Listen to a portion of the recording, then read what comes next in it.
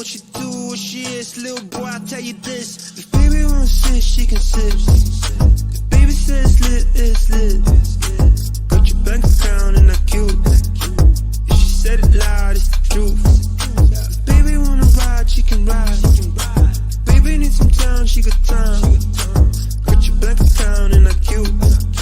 She can make it count. How about you?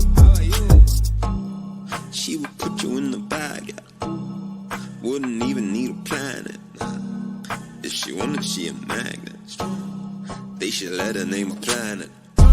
Everything she drop like Corona. Viral, make the world start over like I own her. She ain't about to set, but they really wanna throne her. Listen, she like Bay, she like Hover. Self-employed, moving paper better than some Billy boy. Made a choice on the regular, she bring a milli home. Click my phone, get my ass up, get a dinner going. Watch she out there, making sure that you all know. Baby won't sit, she can sit. Baby says lit, it's lit. Got your black account and that cute.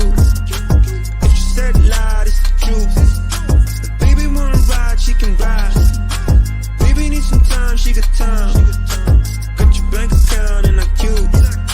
She can make it count. How about you? She be always making money. If it's raining, if it's sunny, she make time to call me honey every day. Drop a couple bands on the cook, they need pay. Then a couple more on the tip, baby saves. Daddy's just the everyday, imagine holiday. If I get the 50s, then she get me holidays. Signing with the fly, if you meet her, know it's true. So if she ever asks you, you know that baby won't sit, she can sit. Baby says lit, it's lit. Got your black account and that cute. If she said loud, it's the truth. If baby wanna ride, she can ride. Baby needs some time, she got time. Got your bank account and that cute. She can make it count. How about you?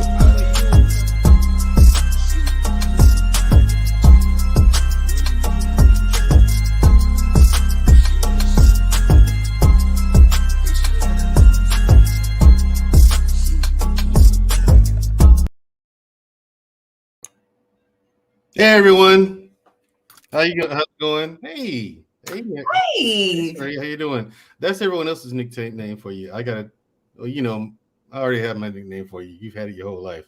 Our grandmother gave it to you. Anyway, we are not alone tonight, Shamaria, for this show. I got my friends back here, and they are locked and loaded. You see what they're doing? This is for the cops, okay? That's what they're. you shooting the bird. Wow. Terrible. You started already. Yeah. Already. Just- I'm ready. I don't like police. I think they're largely worthless. And I think a lot of them do far more harm than good. Why would you say they're largely worthless? I mean, their motto is protect and serve. So Their motto is to protect and serve, but they don't protect and serve. A lot of them do. Most of them do. But the thing is, here's the problem with it. And tonight we have a special guest, everyone. First of all, everyone, welcome. As you see, I'm kind of excited and ready to get into this tonight. I really am. But first, we'd like to thank you all for coming, and let's do some house cleaning. Let's pay the bills. Let's see who else. Let's thank the people in the chat.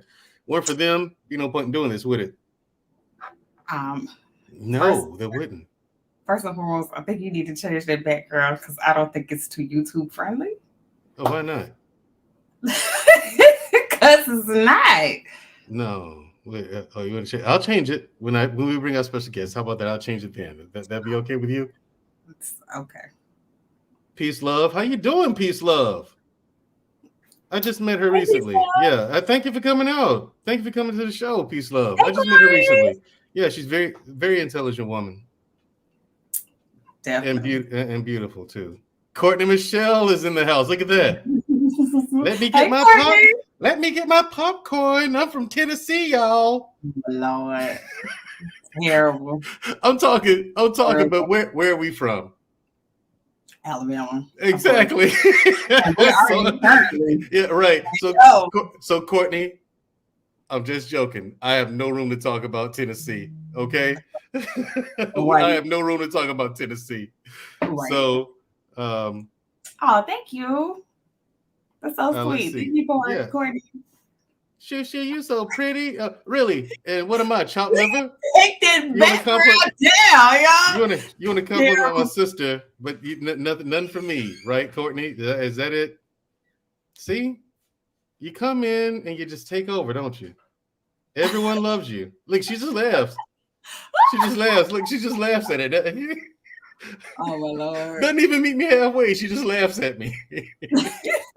Anyway, Princessa, thank you for coming out. She's in the chat. And this is the first time I've seen Princessa attend my show. Yeah, thank you. She comes to all the rest of the stuff on the Black Man Unfiltered Network. But let's see. Hey yo. You know what I'm gonna do for you, just for you? I am gonna change this background. But keep in mind, I'm gonna change it again when Nathan shows. I have something. You know what? One of these days, y'all tune in because I'm gonna call out Mama and tell her how Mandrell down here to the YouTube embarrassing her, acting like he ain't got no home training. Embarrassing her. Yep. Don't fight your sister. Yep. For the mirror like a princess. Yep. Whatever, Corey Hager. What's up, man? How you doing? Information man, what's going on? Thank you for coming out, sir. Nathan Daley, you're in the chat, but you're in the wrong place. See, this is why you can't trust cops. They're never where they need to be. Really? All the looks in it. She's got all the looks in the family. Really? Yeah. Really? Really? He wants to go there. All right, Nathan. Gotcha. Oh. You wait until we're done housekeeping here. Okay, we got Grey Pill Podcast in the chat. Thank you, Corey Hager. Mandrell has a peanut head. They going off on you. Going off on me, ain't it? But I gotta thank this one. My day one, Jenny Morena. Hey Jenny. That's right. Hey Jenny Morena. Peace, love. Again, thank you for coming. Welcome.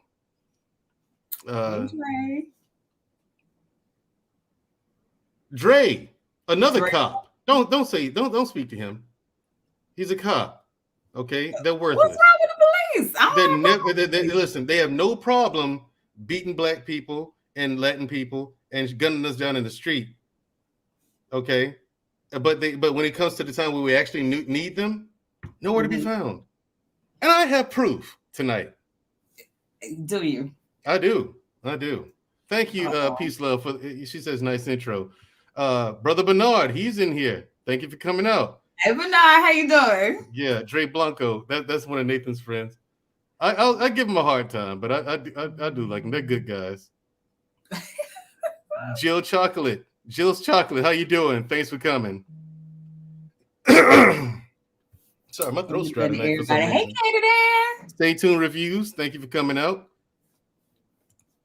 Let's see. Hi, Candidan. Thank you for coming. Now, ladies and gentlemen, you saw the thumbnail. Okay. Mm-hmm. He claims to not have a lot of time, and I get it. He doesn't want to get roasted all night. Who would want to? And ladies and gentlemen, without further ado, because I really do want to get right into this and respect my guests. What's going on?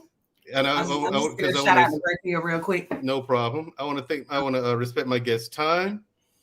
So, without further ado, ladies and gentlemen, welcome the Nathan Daley here, y'all. Don't applaud him. He's a peace officer. Thank you for the applause. I really appreciate it.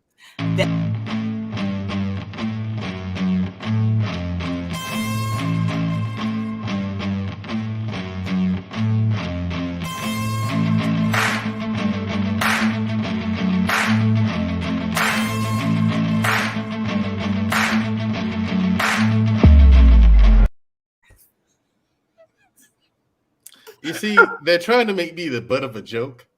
But it ain't going to be funny in a minute. Nathan, I've been doing research on you and your brethren. Okay? Your brethren. Look, Courtney's laughing. Look at that. Are we just going to... Are we going to glance past that? Who'd you take to prom, Andrew? Who'd you take to prom? Not funny, okay?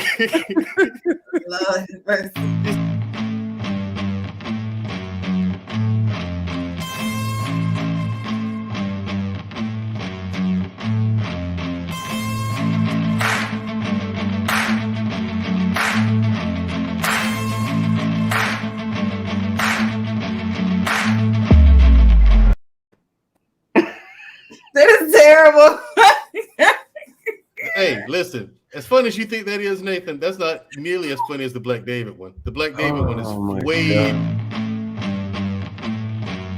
There it is.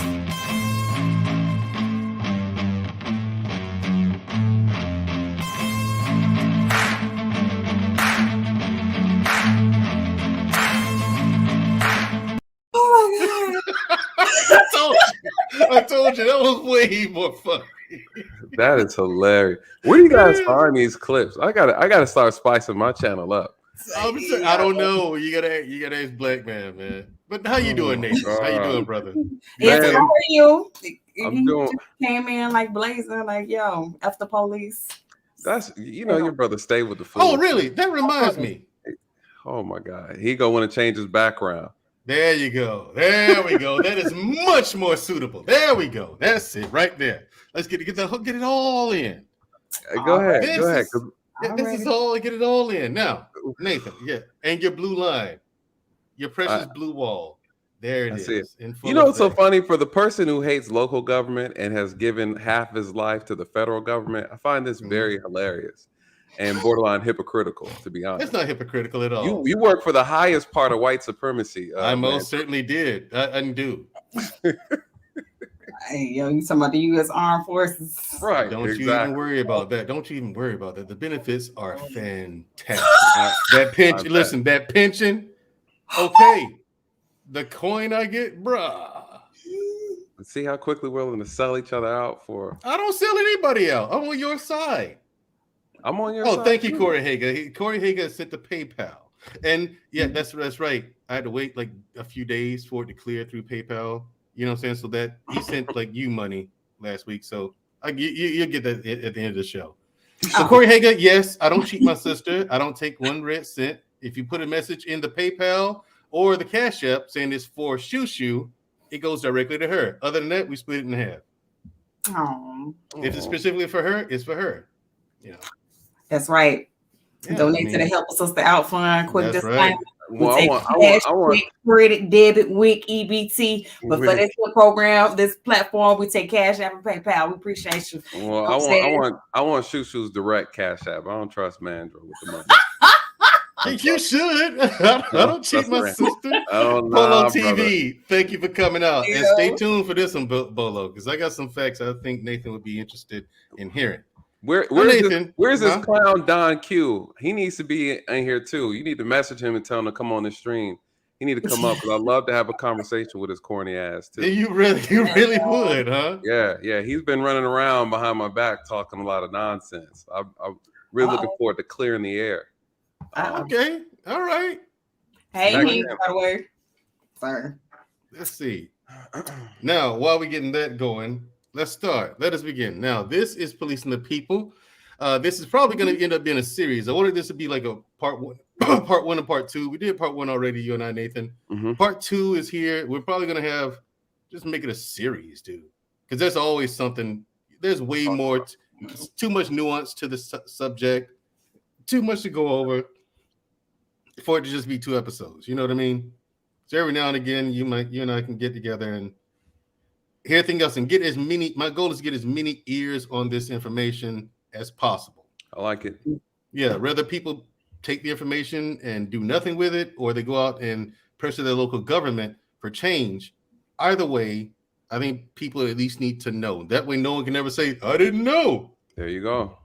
Yeah, you did. You just chose not to do anything about it. Right. Hey, Minka, how you doing? Thanks for coming. What's up, Minka? What's up with you? What's going on? Yeah, I'm up here. Yeah, so thank everybody. Like I said, I have my sister, my beautiful sister here. Yes, this is my actual blood sister. Yes, we have the same parents. Yes, we grew up in the same household. I have to say that every time. That's your sister? Yeah. Your real sister? Yes. Yes, my real sister. Jesus. And my brother-in-law, Nathan Daley. There you go. So what? You support that claim, do you? Okay, I heard that. Oh my God, we'll talk about this later. All right. Listen, I want credit scores, financial reports. Okay. Arrest records, criminal records. I need all that before. Oh my God! I give that one away. You hear me? All right, listen. Now, can we get Parkland and shoot? Okay, we are here to talk about. We are here to put you on trial. You and your brethren for not protecting the picnic. That's chief. Okay, That's the chief thing. Pickney needs you, and that's your vernacular, Jamaican. And they didn't. You didn't protect them. So anyway, two school shooters I want to bring up in particular are the Parkland shooting, right, in Florida, and the most recent one in Texas, Uvalde, Texas, where the school shooting there, an 18-year-old armed with 2 AR-15s killed 19 children and 2 teachers. Mm-hmm.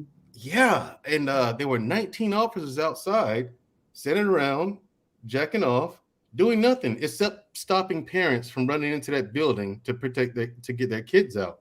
All the while, there are some off-duty officers who actually ran into that school, got their kids out. Now, those officers were fired, according to my information. Oh, which really? I found, For running into that? For running into the building and getting their kids out. Those officers were fired. Now, the Border Patrol runs up.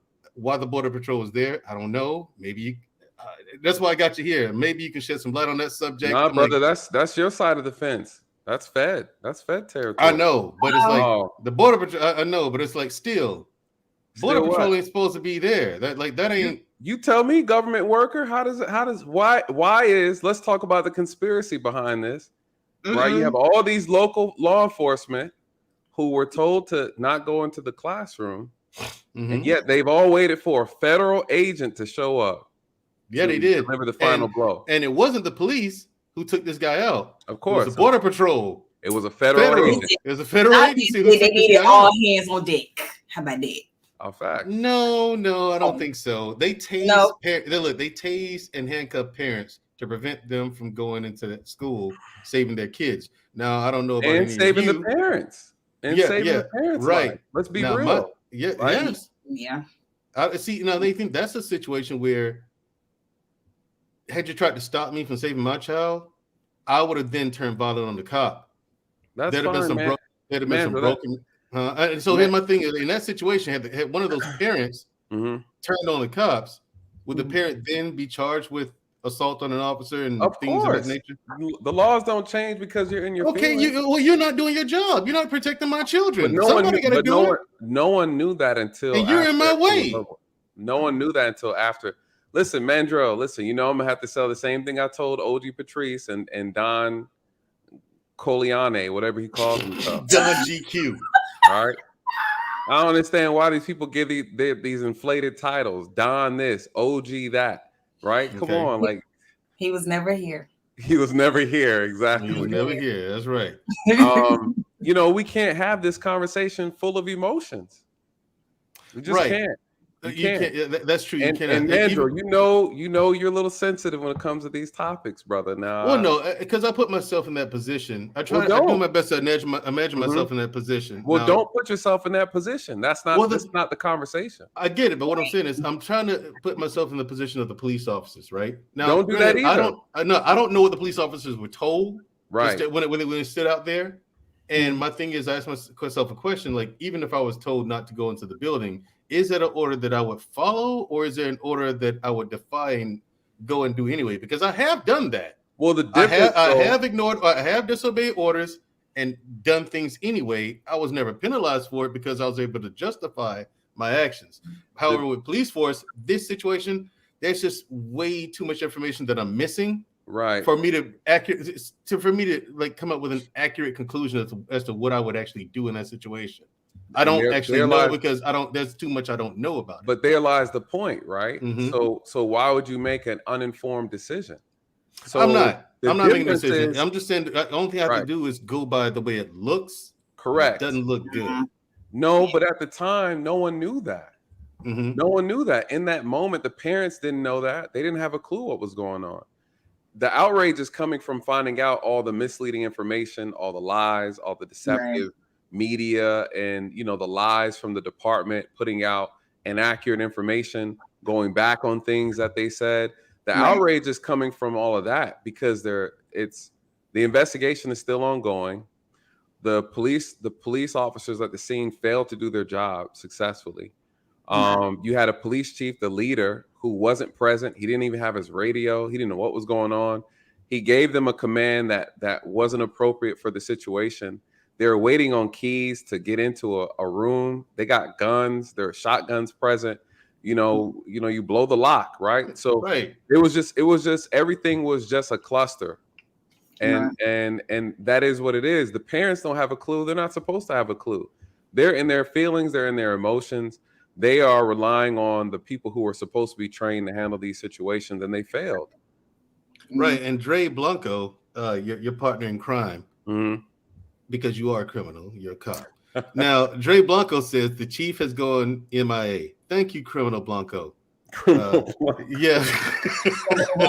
he would have a drug cartel name, right? Right, Blanco. Listen, I mean, it's his name, not mine. Okay, you did it to yourself. Life. He's reformed. Oh, okay, he's reformed. We all get second chances, right? Apparently not in America. You don't. Okay, let's get into some of the research I've done. Okay, both shooters of Parkland and Uvalde, both shooters purchased guns legally. And I looked at some research. In the 6 years after the shooting in the Columbine shooting massacre in 1999, federal government awarded over $750 million into this into getting police in schools and funding things to protect schools, right, and students in school. This resulted in hiring more than 6,500 school resource officers, right, or SROs. Okay, this resulted in 58% of American schools reported having a sworn law enforcement officer on campus at least once a week. Okay, cool. I'm all right with that, right? Now, I was all in for there being resource officers and police officers, in schools to try to prevent school shootings or, respond to active shooters and things of that nature until this week, until seriously 2 hours ago. I was still looking into it 2 hours ago. I mean, and according to the ACLU, 14 million students in schools with police, but 14 million students are in schools with police, but there are no counselors, there are no nurses, no psychologists, or school or social workers. That is 14 million kids who are in closer proximity to a pair of handcuffs than they are to a medical or mental professional. I find this disturbing. I'm not blaming this on the police. I find this disturbing. Does it say what areas they're in? Because a lot of times that doesn't apply to schools that are in areas of higher income, right? Just lower income schools that are right. I was gonna get that. Now, most of these resource officers do go to lower income schools, right? They send police officers there, and things like that, and they have metal detectors. Some of these schools have cameras around. You know what I mean? What's your issue though? My issue is that school resource officers have shown according to the research, they don't do anything they don't work as a deterrent, and they don't stop anything. That's not true.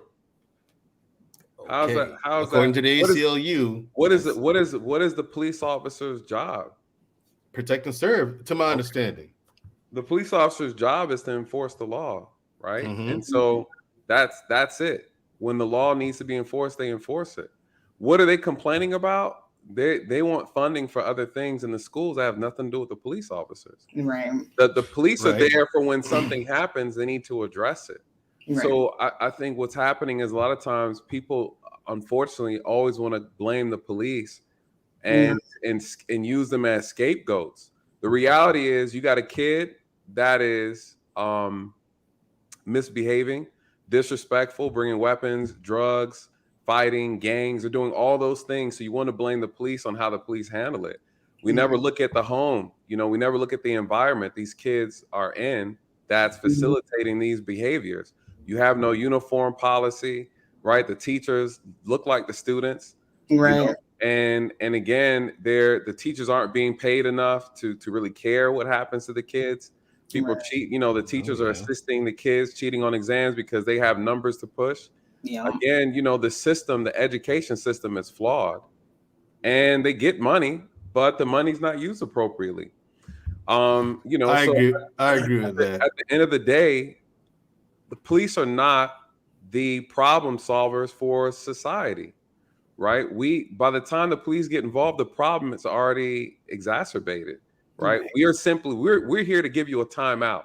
That's our job when we're physically capable of taking you out of a place and putting you in another place so you can have time to think about it. That's ultimately what the police job is, because if not, then you know, what do you do with the people who break the law, or the people who are causing issues? So I used to tell people all the time, my job is to transport you from point A to point B. And when you get out and you decide to do it again, I'll be transporting you from point A to point B. Now you can either go comfortably, or I have to take you by force. And then I have to take you to point A to point C, which is the hospital. And then we go to point B again. So you decide how you want to go about handling this. Again, the police officer's job is to enforce the law. That's why people don't like them, right? Amongst other things. But if police were really the issue, we could remove the police and then let the citizens have at it. Gotcha. But yeah, already doing that. Here we go and getting into the research, right? In my notes. Mm-hmm. Okay, experts who study this have found that school shooters are not deterred due to the presence of metal detectors, locked doors, security cameras, or SROs. There's only one example of a resource officer stopping a school shooter, and that was 4 years ago. When the Washington Post looked into this, the Post analysts identified just one other case over the past 19 years in which a resource officer gunned down an active shooter. It's actually more easy to find studies that show active shooters being stopped by school counselors, teachers, and faculty. Okay, so let me pause you right there, because I think that research study it's arguing the wrong point, right? Because it's very easy to confuse what they're actually saying. They're talking about what's the likelihood that a police officer that's working in the school is going to stop, or is it a fact that these things are deterrents? No, because there is no deterrent to a made-up mind, right? I agree wholeheartedly. So I've had criminals commit crimes right in front of my car, and I stopped them. It's like, well, I didn't think you saw me. Right? I didn't think you saw me. You know, your car was pointed the other way. You know, and he said to me, he was like, I said, listen, I don't like to assume because of this, because of that, and then you're black, that you were committing a crime. And I feel very disrespected that you decided to still commit the crime knowing I was in the damn parking lot. So I had to. He was like, why you make such an effort to arrest me? Because what you did was very disrespectful. I don't even care what you did over there. The fact you felt the need to do it while I was sitting right here. And dumb. Ultimate form of disrespect. I said I had to. Chased them down on the up the MARTA stair rail into the train. I chased them in the train. We went down 3 stops on the train and then arrested him. We were running through the train. He was going through the doors and shit like that to get to the other train, the different train cars. And I went through three train cars to catch him before the next stop. And he's like, why are you working so hard to arrest me? Because you were disrespectful. And but the whole moral of the story is, why are you working so hard to arrest me? Yeah. The more I couldn't believe it. He expected you to give up after a while. That's what it was. Well, yeah, you know, my thing is, it's the principle behind it. What are they trying to argue? They're trying to tell you that, of course, absolutely, you can't. This man at Uvalde, what did he do? He got in a shootout with the police outside the school. Right. And then went in the school and then shot the kids, right? The officers didn't do their job properly. They weren't good at their job, right? And so, again, we could talk about that, but the reality is he confronted the police outside the school. They had a whole entire shootout. The school had plenty of time to lock themselves down. That's a whole nother problem. Right. So just on the face of it, when a criminal is committed to commit crime, there's nothing anybody can do. All you can do is stop him, right? That's the reality. The reality is that the criminal has to be stopped. So what they are saying in that report is that having police doesn't deter an active shooter. Like, no shit, Sherlock. I could have told you that, right? Because it's almost like saying having a counselor at the scene of a person in the process of self-deleting themselves is going to make a difference. I can tell you for a fact it does not. It does not. Say, no. Oh, after you get done talking to them, like, all right, well, sir, Mr. Johnson, how do you feel? oh, thank you so much, counselor. After talking to you, I just want to live my best life. And they all right out the door. Well, I'll see you tomorrow, right, Mr. Johnson? He's like, yeah. And then as soon as you turn around, pow! Yeah, they delete themselves. So you can't do anything to a made up mind. And so in this situation, what they are forgetting is that the police serve a multitude of benefits to a school outside of just deterring an active shooter. We're talking about gangs, drugs. You're talking about violence in the school. You're talking about all the fights that are avoided because they know police are on the campus or the premises. And so, granted, it doesn't stop everything, but it does act as a deterrent. And when the police are not present, or when the police are not respected, i.e., you got an overweight school officer, no one takes him seriously, but you have someone who has a strong command presence. Mandrell, as you know, when your uniform is in order, it does have a command presence about it. So when you have an officer that's professional and respected amongst the students, they do move differently. That's a fact. And so I don't like the way that research is done because it's disingenuous. Okay, fair enough. I'll concede that.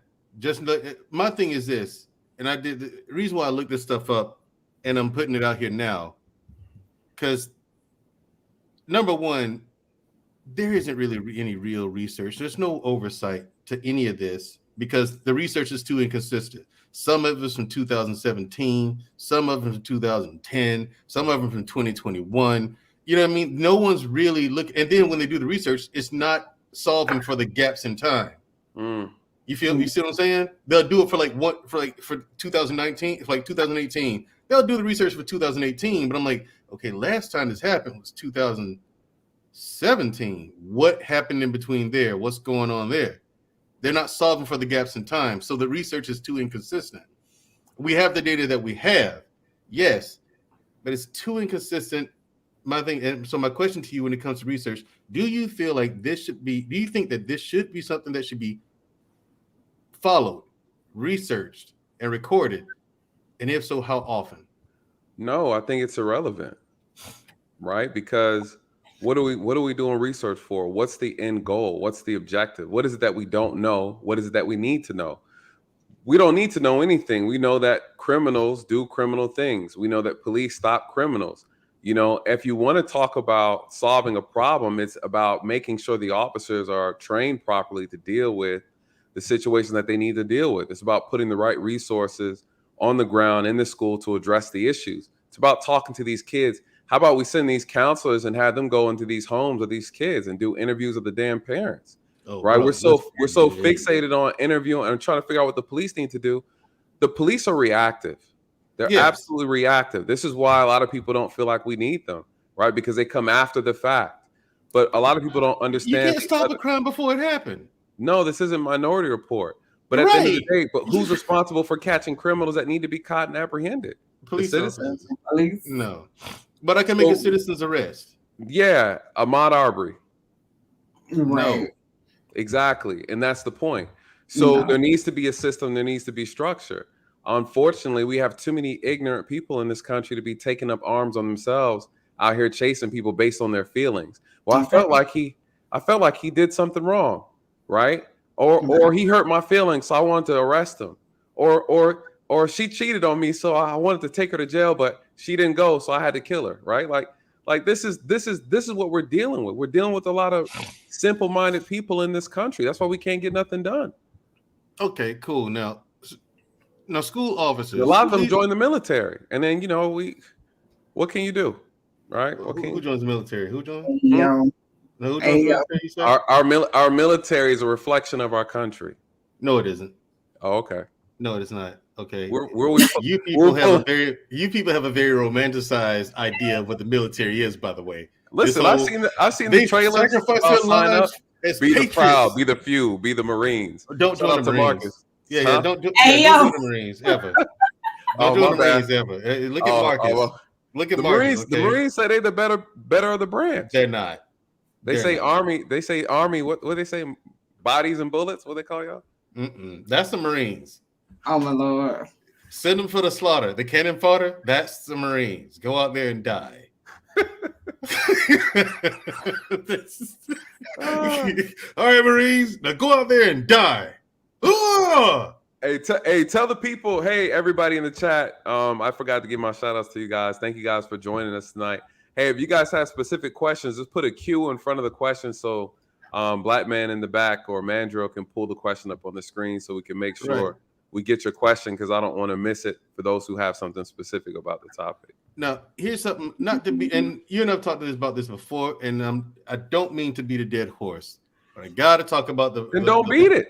Okay, but I got to talk about the behavior of these cops when the way they're treating the picnic in these classrooms. Okay, now students can't get arrested. People in the classroom. Look, they going off. I mean, these officers going off. Listen, students have been charged with assault for things like throwing paper airplanes, assault. Okay, throwing paper airplanes, throwing baby carrots, and throwing Skittles. Your favorite candy, by the way. First of all, that's not what they're doing. One student was charged with drug possession for carrying a maple leaf. Now, this, now listen, this goes under the category for me now. Just incompetent officer. Okay, incompetent officers. A maple leaf, though. Throwing Skittles. Oh, wait. Why are you hitting these students up with assault for throwing a paper airplane? My thing is when it comes to police reform, here's something that I would like to see reform too. You can't hit, there's students in school. You can't hit them up with charges like assault. Okay, a 5-year-old. Well, hold on, a 5-year-old with ADHD. Hold on, stop. Hold up. What happens is you can overtalk the whole time. Okay, first of all, don't overtalk me. Thank you. I'm talking first. Stupid. Listen. So, like a lot of times, instances like that come up because of you do have like something where a child would have a knife or something like that in their pocket or something, or even something as simple as like a child takes a pencil and like stabs another child with it, and then all of a sudden it's a big hoopla, like the parents, something should have been done, and and so what ends up happening is they end up changing like the procedure and policies. And so when other instances happen, even as small or slight as somebody throwing a paper plane and it hits another student, that's assault. That's not assault. It goes to how about this? Like more extreme measures. Okay, here's the last two of my notes. Look, check it out. A 5-year-old with ADHD threw a tantrum, and and then that child was charged with battery on a police officer. What is your point, Mandrell? Okay, this is way too hard. Okay, you have on an application. Have you been arrested for a felony? Yeah, you have to click yes, and that affects how you get jobs. That's not how it works. That is how it works, Nathan Daley. Now, how about this one? If he's a child, he's under 5. He's at 5. Like I mean, yeah. So like it's like 16, 17, something like that. Your record is like clear. No, like it's not expunged. You have to recommend. Yes, it is expunged. Because then you're considered an adult after that. So none of that. You wouldn't click yes, I have a felony, because like that's not on your record. Exactly. I'm still trying to figure out, Mandrell, what is your issue with school police? The issue with school police is I didn't know that they were doing ridiculous stuff like this until I just did my research. My thing is when it comes to police reform, these are some of the things I want to bring up and say, okay, when it comes to police reform, I really think that we should retool this too. Like what to charge. I'm not saying don't arrest kids for misbehavior if the arrest is necessary, right? However, these charges are a bit fucking rich. All right, like this one. Wait, Mandrell, that's not the standard. And I think the thing with some of this stuff that you're finding online, that's not how all the states, all the cities run their operations. Every state is different, but I think all across the board, we need a federal guideline now. That's not going to happen. It's time for you to get me involved, Nathan. You, the state, you have failed. You and Dre Blanco with his question. We'll get you a question. Wait, bring Dre's question back up again, because we're going to get to that. Here's a question. Now, it's time. We had one before that though. Someone asked me, would I want those officers protecting my my kids? If I had kids, when I have kids, absolutely not. I would want officers who are willing to die to save people's lives. That's what we're tasked to do. The fact that none of those officers died, none of those officers were shot, proves to me that they didn't try hard enough. There's no excuse for it. You know, if you're not willing to risk your life to save the life of another, then you shouldn't do the job. It's just that simple. You have to go in it with the attitude that, yeah, you might not come out. That is the ultimate sacrifice. That's the whole purpose of putting on that uniform. There's a difference between being brave and being courageous. You know, it takes bravery to put the uniform on. It takes courage to do the job. And a lot of people don't know the difference between the two. And so I think, yeah, it's brave that we got a lot of people signing up. I think Uvalde just showed us that we have too many damn police officers, you know, in this country. And we need to start weeding them out. This is what the people are talking about. We need to weed out the problematic officers. We need to weed out the lazy, the unhealthy, the unfit, the immoral, the racist, the gangs, the drug addicts, the criminal, the corrupt. All that need to be filtered and funneled out the police department, because they're giving the profession a very, very bad name. The media is running with it. Politicians are using it to create more division, to create more fear mongering. You know, we have activists, we have Black people who are believing a whole bunch of nonsense that's not true and not accurate. And it's causing us to have bad encounters and then bad outcomes with the police in general. And so it's profitable, a lot of money behind it. And that's really what it is at the end of the day. It's a money maker. Fear is profitable. You can make people fearful. There's money in it. What you got, love? Can I make a point too? Like, I think in smaller towns and smaller cities, like there's certain training and certain procedures that police officers don't really go over on a regular basis. It's because the consensus is that won't happen here. Right. Like certain things, like, oh, that just happens in bigger cities, like, but that won't happen here. Like, it's a retail store I worked in Times Square, and we got active shooter training. Like, I worked at other retail places before, and like we had never gotten that. But when I was at Times Square, we got that. And it's not like it's just one thing where they take you through, like, during your orientation or something. Like every couple of months, like they would just like randomly test us on, like drill us on it. Like, the security would come like, hey, Shmiri, come here real quick. So what does this mean? If you hear this, like, what are you supposed to do? Like, okay, so let's say an active shooter is in the store and you hear a lot of commotion going on, and then all of a sudden it gets quiet. When do you know it's safe to come out? Like, they would test us on that, like, on a regular basis. And the reason being is because they know Times Square is a very, like, hot spot, and something like that could actually happen.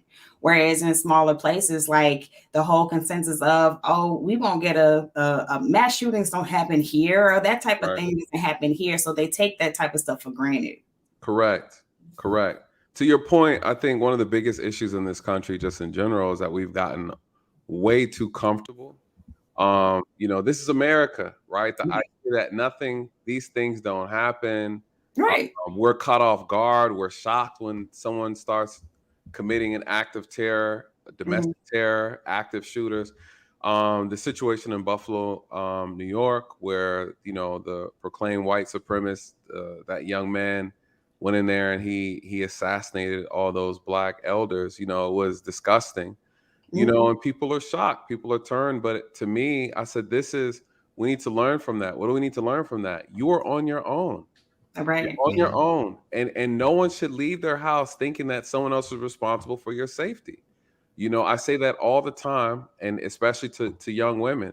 Your protection comes from your father, your brothers, and your uncles, your family. That is your first line of protection.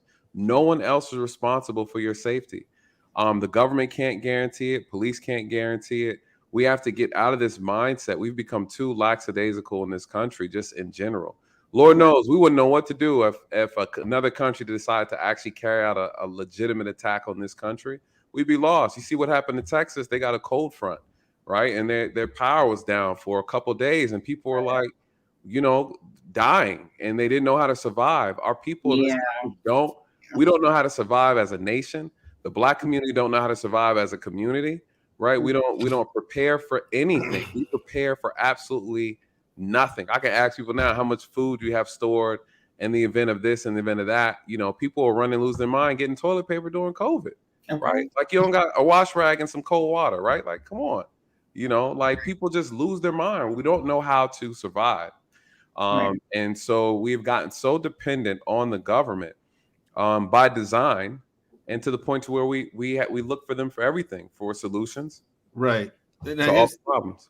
Well, can I bring this into real quick, Mandrell? Like, don't be getting no attitude. I see that attitude in your face. People got questions. You keep on. Y'all keep on tuning in because one of these days I'm gonna call our mama live on the air. I'm gonna tell her how you bad disrespectful, yo. This like hey, he make you look bad down here at YouTube. What's she gonna say? She gonna say, well, you know who your brother is. All right, pull them questions up. What Dre say? Dre says, how much? Well, hold on, Shmary. You had something to say, and let's get to Dre's question. Because it's speaking of like training and like how like every major, like not major city, but even like smaller towns need to really take active shooters and like instances like this seriously, because the bottom line is the government isn't here to protect you. Just like you were saying, Nathan, I came across this article today, oddly enough, and this is from Vanity Fair. It says insider reports that a new poll by CBS News and YouGov shows that 44% of Republicans believe mass shootings are something, quote unquote, we have to accept as a part of a free society. Yeah. So it says a majority of Democrats and independents, 85% Democrat and 73% of independents respectively, think these events are preventable if we really tried. The poll also asks respondents if they think Congress is unlikely to pass any laws in the next few months that will make significant changes to gun policy, to which 66% of Democrats, 72% of independents, and 71% of Republicans said it is not very likely or not at all likely. And the fact that it's not 100% is a sad testament to people's intellect. It really is. Bottom line is like they're not gonna do anything about. They're not. They're not, and they can't. I would say the problem. There's two issues with gun control that they're trying to bring up. The issue is assault rifles, right? But the problem is assault rifles it's not the gun that's used to kill 90% of the they're not used in 90% of the homicides. The majority of the homicides are caused by handguns. Right. So regardless if you have a handgun or a rifle, if a person has an extended clip, they can carry multiple magazines and a handgun. They can literally carry out the same threat. An active shooter is an active shooter. They're shooting a weapon. It doesn't matter what style weapon. Nobody wants to be shot with anything. So the reality is this: mass shootings on average happen in this country between 400 to 500 a year annually. This is the standard. We get mass shootings all the time. Hell, on Memorial Day, we had like 4 in Chicago in a course of 72 hours. Right. And so 51 people in Chicago alone were shot.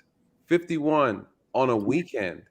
And we know how it is in Chicago. The holidays, 4th of July, the summertime, people getting shot all the time in this country. We have a gun problem, but more so we have a violence problem in this country, right? We're talking about the mentality of this country. The reason why, when they make a statement and say you're not gonna end them, can they be reduced? Yes, you can reduce them. The problem with this country is corporations run this country, not the people. Right. And so the people, it's supposed to be we the people have the power, but the people we put in charge are allowing themselves to be influenced and manipulated by corporate interests. That's just what the reality is. If we can't fix that, we're not going to get any real laws.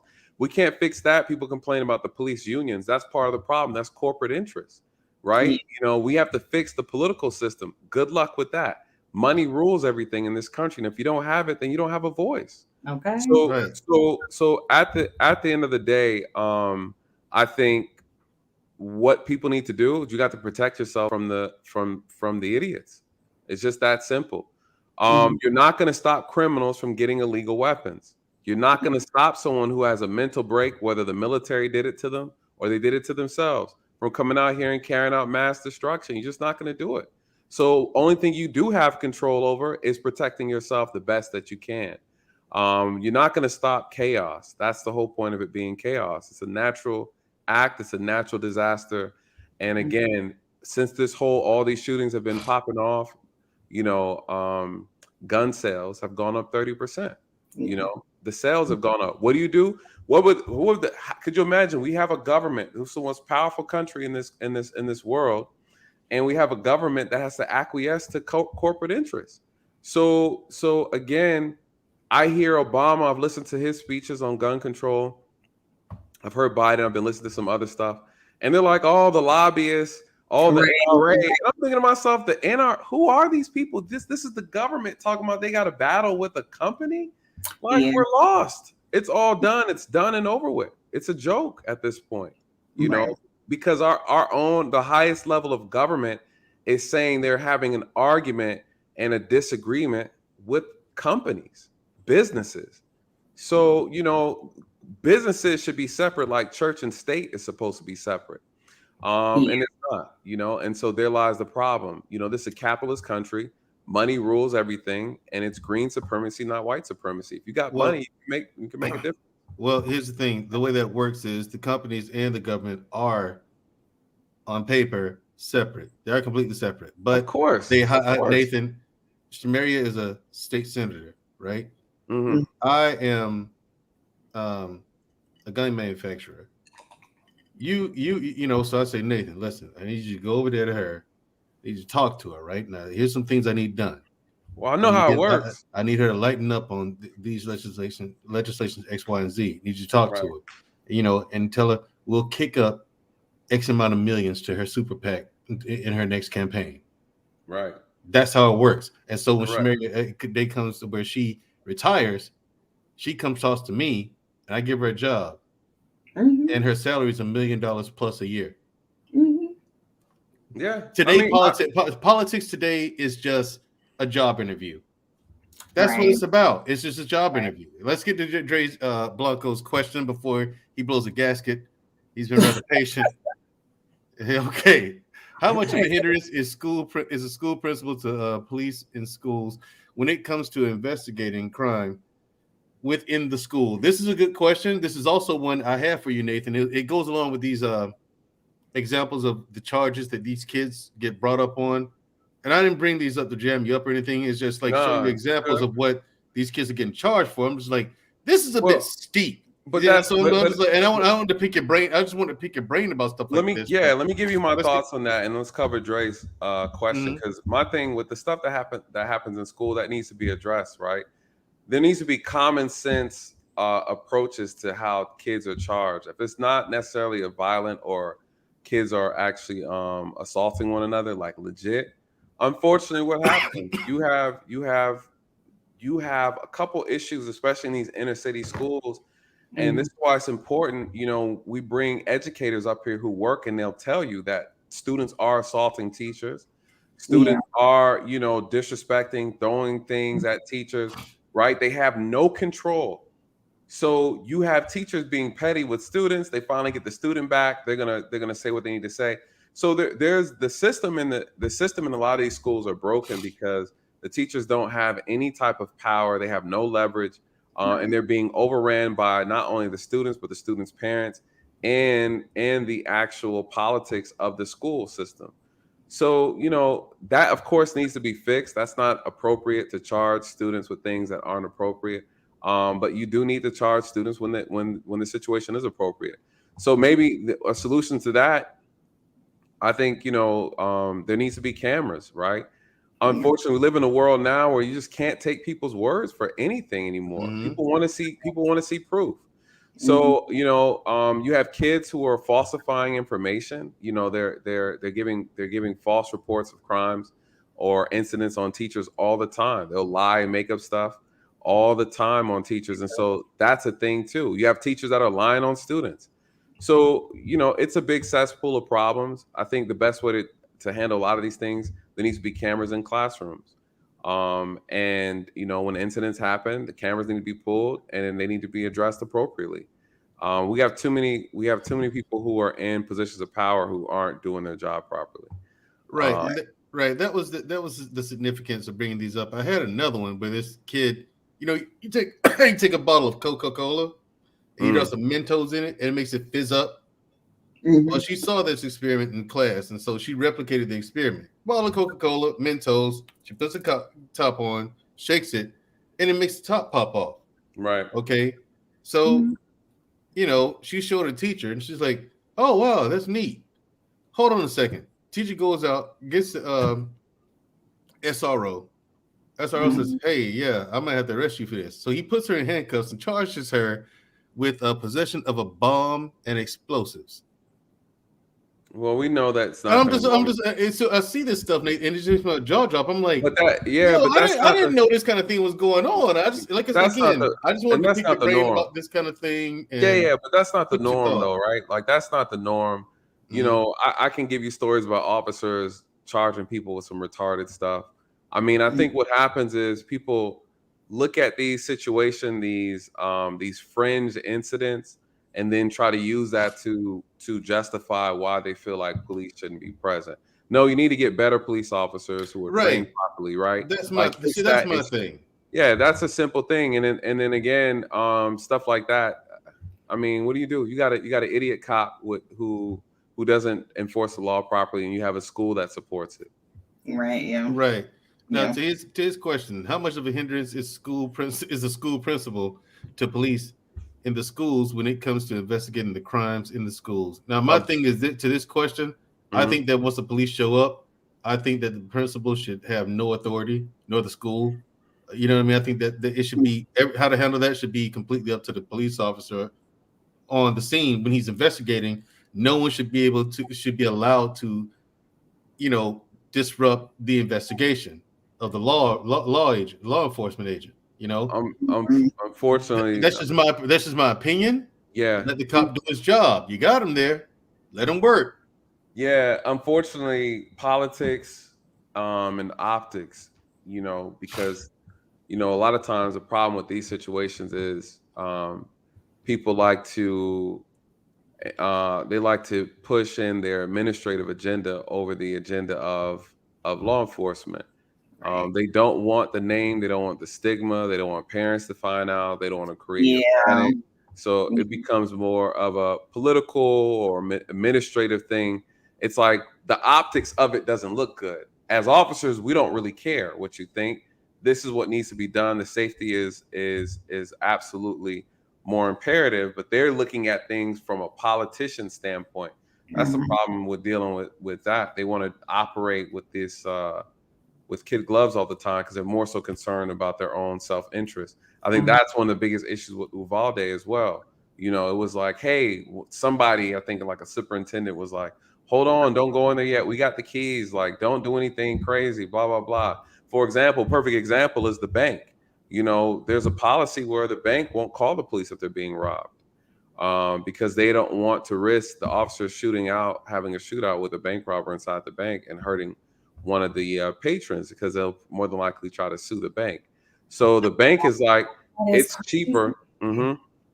They always call us after the fact. I remember showing up for my first bank robbery. I'm in here like, where he at? And it's like, oh, he's gone. He left like 30 minutes ago. We was like, what? And so then I learned the policy, and then eventually, it got bad. He ended up, the same crew ended up hitting like 13 more banks, and eventually like, hey, can you guys kind of show up because people don't want to come in anymore? So a lot of companies like retailers and stuff like that do that when it comes to theft. Like a lot of times they won't call the police, or they won't like press charges or anything, and they'll tell you like don't step in, don't try and do anything. Like, hey, because to them it's much more of a hassle, like having to like go through the court system and like pay out all that money and for what? Exactly. And then, like nowadays, because people can sue you for anything. Yes. Like they can commit a crime against you and then come back and sue you because they got hurt.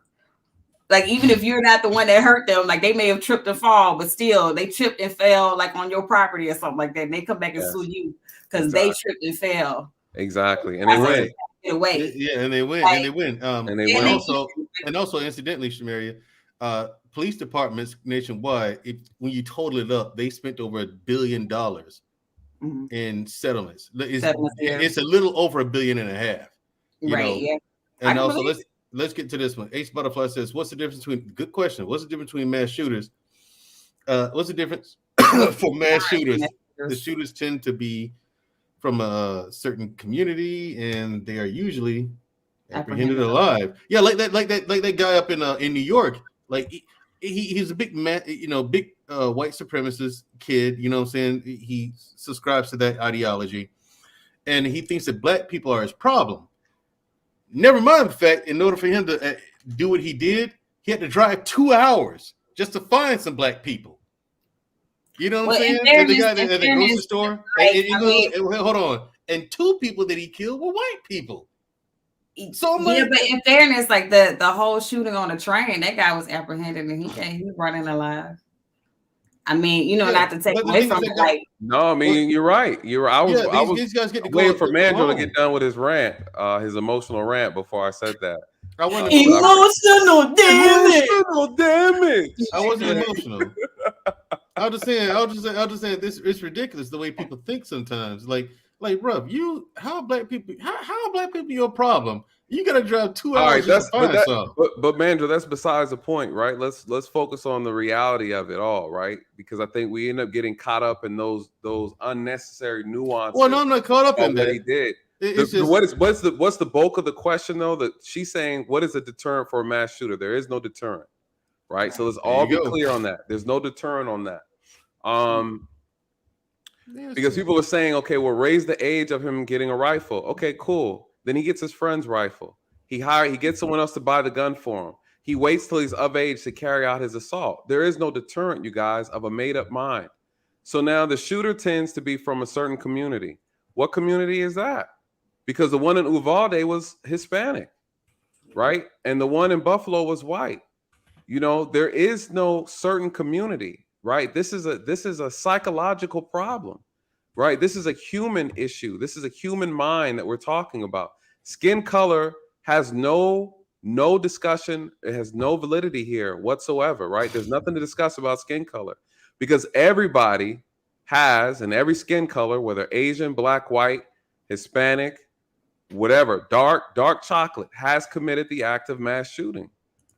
So one could argue when you look at the data supports that approximately 30% who have committed mass shootings are African American, right? So we got to be careful when we make these assumptions. And I think it's not you, Ace Butterfly. I don't blame you or anyone who thinks like that. I blame the media.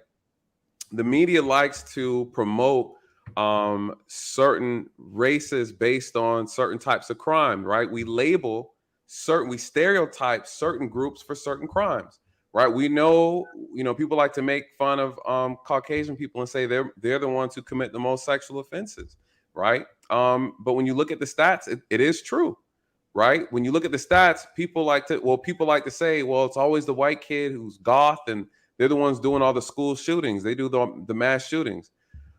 Those are the ones that are reported to you. There are black mass shooters in schools too, and they get apprehended and sent to jail all the time, you guys.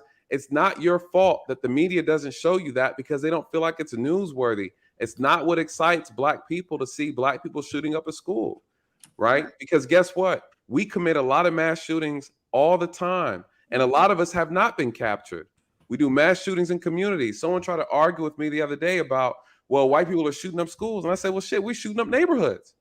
You don't see white kids doing drive-bys every day, right? But that is something that we do. So, yeah, we're not shooting in the school, but we're shooting right outside the school. Does it matter? Lives are being taken. Why does it matter the location? Right. Why does it matter if one likes to shoot up schools and one likes to shoot up neighborhoods? We need to be talking about the violence is the problem. The mentality is the violence, not the location of the crime or the skin color. That's irrelevant, you guys.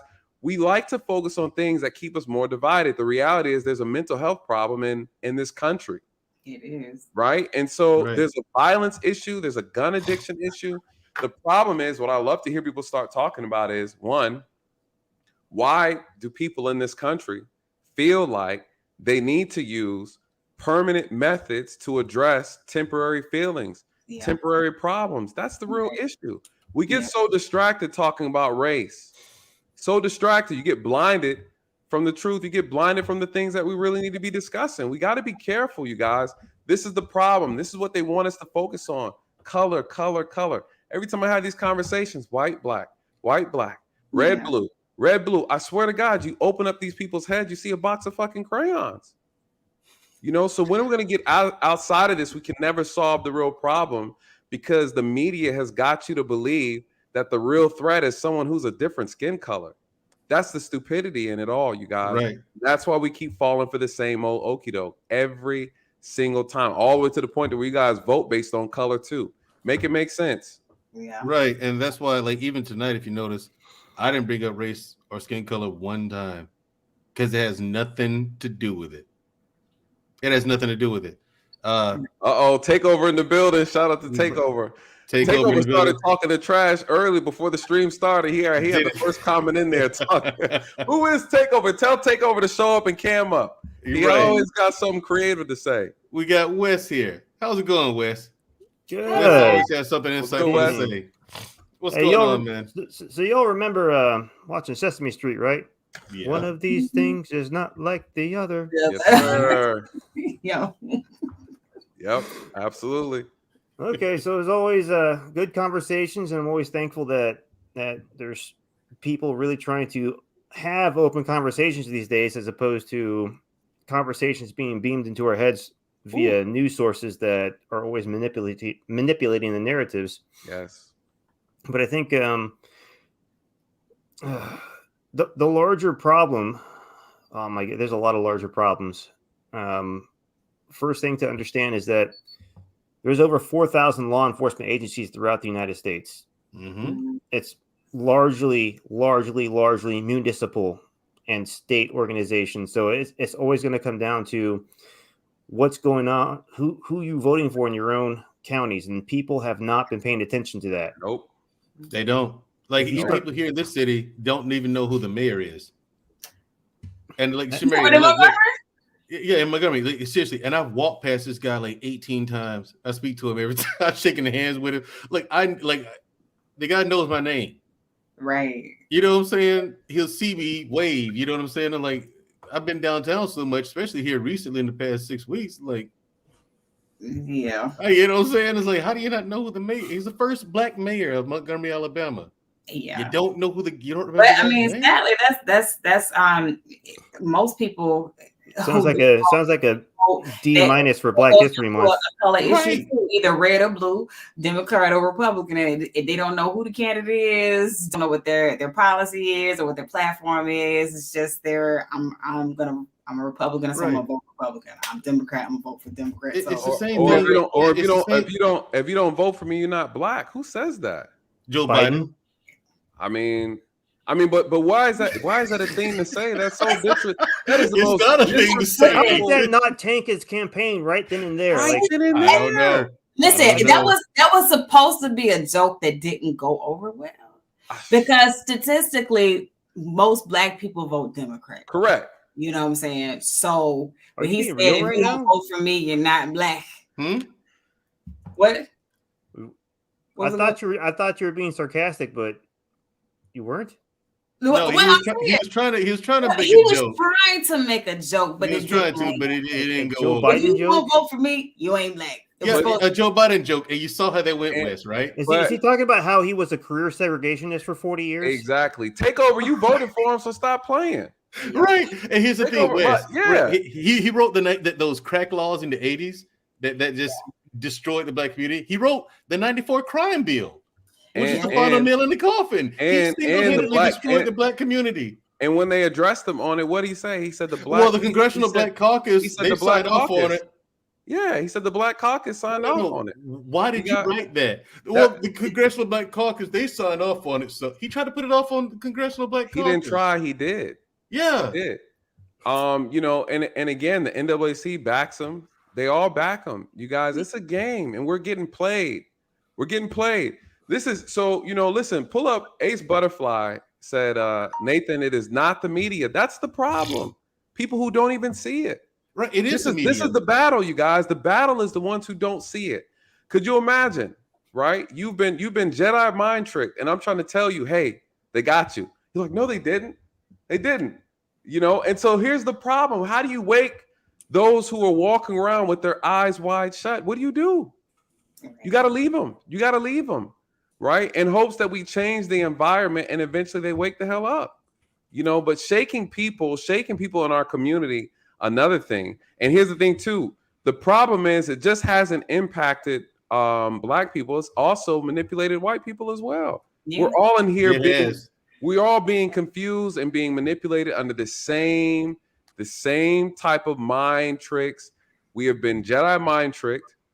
White people have, black people absolutely. We've sucked it all up. We all in the Kool-Aid asking for extra sugar, you know.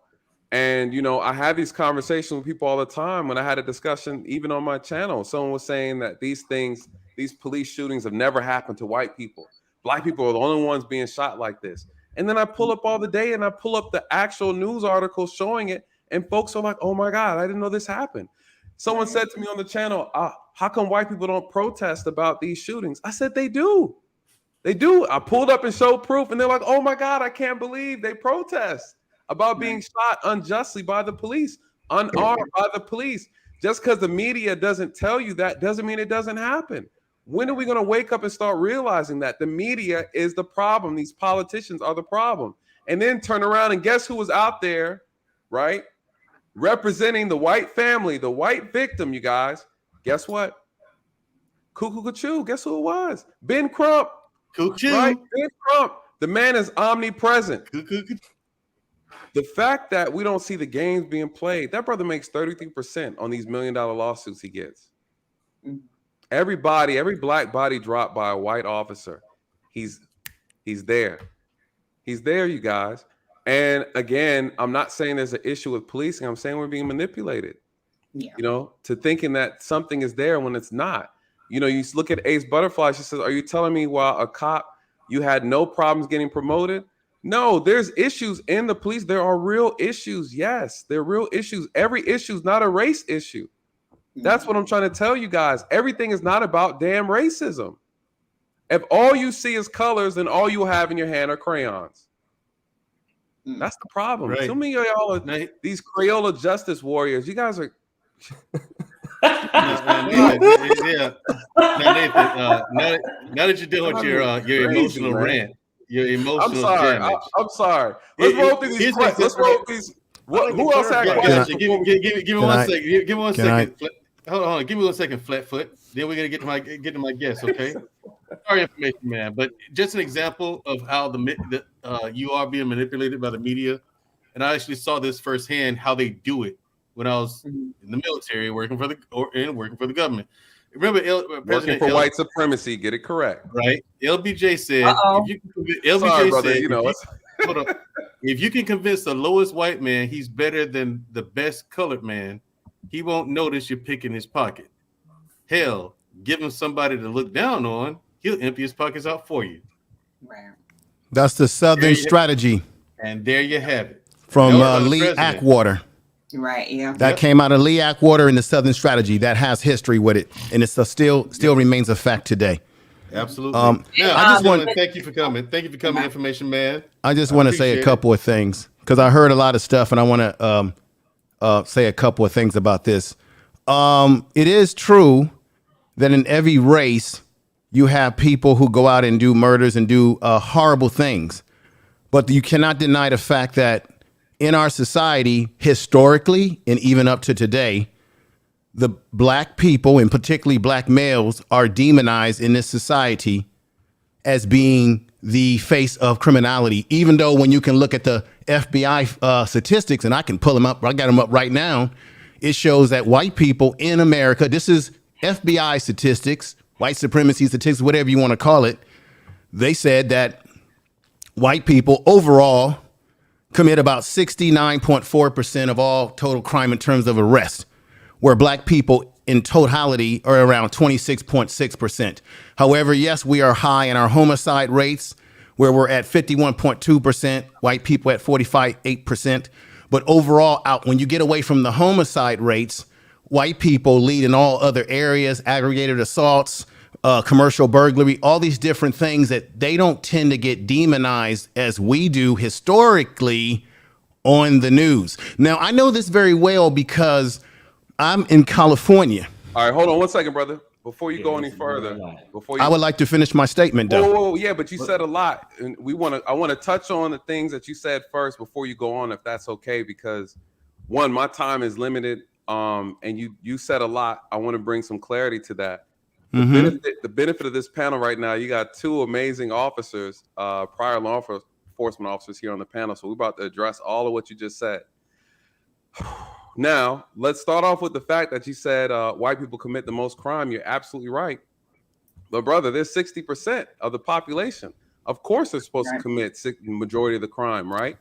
The question is never whether or not who commits the most crime. When you start looking at the population size, Black people disproportionately commit way too much crime to be 13, 14, 15%, whatever percentage you want to give us. Yes, you glanced over the homicide thing, right? Real quickly. The reality is we do commit half of the most violent offenses in this country. That's a fact. That's a problem because we're the smallest minority group we're one of the smallest minority group, right? So again, that is an issue. You can't glance over that. Well, of course, white people commit the most crime. They're the largest population group. Right? I wanted to finish my point though. I didn't even deny that. I said that, yeah, we do lead in homicides, but when you get outside of homicides and you look at all other crime statistics, white people do lead. This is my point that I was trying to make in the first place. Although Black people are leading in things like homicide and we're doing, you have what I would like to say, you have in some of our Black community, not all of our Black communities, it's usually the socially, economically deprived communities where you already know as an officer, if you got communities where you have less job opportunity, no schools, no opportunity, you're going to have crime going up. Look, I'm old school, brother. I go all the way back to midnight basketball programs. When the midnight basketball programs were up and running in the 80s and they got rid of them, crime went down. Crime went down because they got brothers involved in programming, job training. They got the gangs off the street, had them working together within the midnight basketball program. The midnight basketball programs were working so well in my community that they got rid of them. You know why? Because the police couldn't meet their quotas. I know that intimately because I know people who worked in the police department. I'm just saying that to say when people have opportunities, you have less crime, less issue. It's not a coincidence that in communities that are poor like this, that are Black, that you would have these problems. But you can find this in white communities too that are very poor, where they will engage in crime. So white people are engaging in the majority of crime in this country. May not be as much crime in terms of homicide rates like us, but they are. But my point being is that white people commit most of the crime in this country overall, but they're not made to be the face of criminality. When you turn on your news at night, which you said is propaganda, which is true, they make us the face. Now, I wanted to make this point too, just so you know something about me. I deal with gangbangers and criminals. I've been doing it for over 25 years. I work in the penal system here in California. We incarcerate more people than a little bit. I look at criminal files and records. I work in mental health, so I deal with these guys psychologically. I see the C files and this narrative that Black men that are going to prison, particularly in California, because we incarcerate more people than anybody, there's this narrative that we are always going to prison because we killed somebody, right? Do you know a lot of the brothers that are in prison in the prison system where I'm at are in there for petty type crimes, maybe drug possession. Maybe they went back out to the streets and they absconded and they went back in, right? But this is narrative that Black people do all this murder, as you say, but yet most of the white dudes that I deal with that are gang members, when I look at their records, they're doing a lot of molestation. They're also taking people's lives as well. And there's a lot of them in our penal system here in California. So I've been looking at this shit for over 25 years, seeing it directly, not to mention the fact that there's a whole host of other things that are going on in California with the gang structures, the Mexican mafia, and all these sort of things. Quick, and then Dre, I'll let you tag you in real quick. One thing that you touched on earlier, which I do agree, but I think we got to bring some context to it. Talked about how the media puts Black people out as being the top criminals of this country, and the truth of the matter is not true. But we don't own the media. Right. There's a reality that we have to understand. There's power in the media. Right. I just talked about it earlier, how powerful it is when they put out propaganda and they put out disinformation and we start believing it to be true. Right. When we believe that the media is giving us the truth, and it's really feeding us a bunch of inaccurate information. They don't show us certain things, but our community soaks it up and thinks that it's the reality. People look at what they see on TV and what the media is showing, not realizing it's propaganda. So yes, you're absolutely correct about that. I would say we don't own the media. We don't have our own media. We don't support the media we do have. We don't support it enough for it to matter, right? Only 7% of media journalists are Black, right? Within this nation are Black. That's a problem. I plan on doing a show about the power of the media.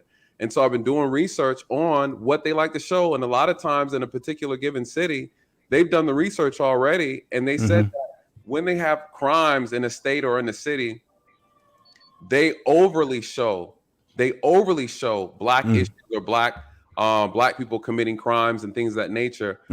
So then, and it never adds up to the amount of crime that the white people are committing in that same city. They do not put their dirty laundry out in their community. They just don't.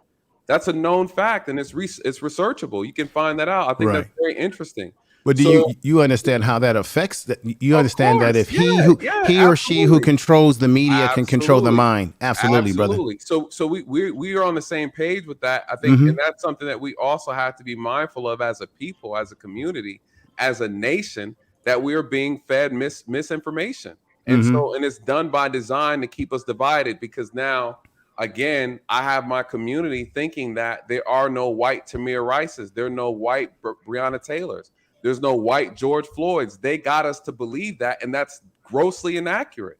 And so when we finally come across that truth, we're spellbound and we don't know how to take it. A lot of times people complain and say it's not true. You know, you're making this stuff up. So again, we're all being lied to. I've spoken to other white people who didn't know that there are white Tamir Rices and Breonna Taylor. So again, the mind trick is going on both sides. And so to your point, there's a couple other issues. We know that there's a lot of inequalities within the criminal justice system. That's a fact.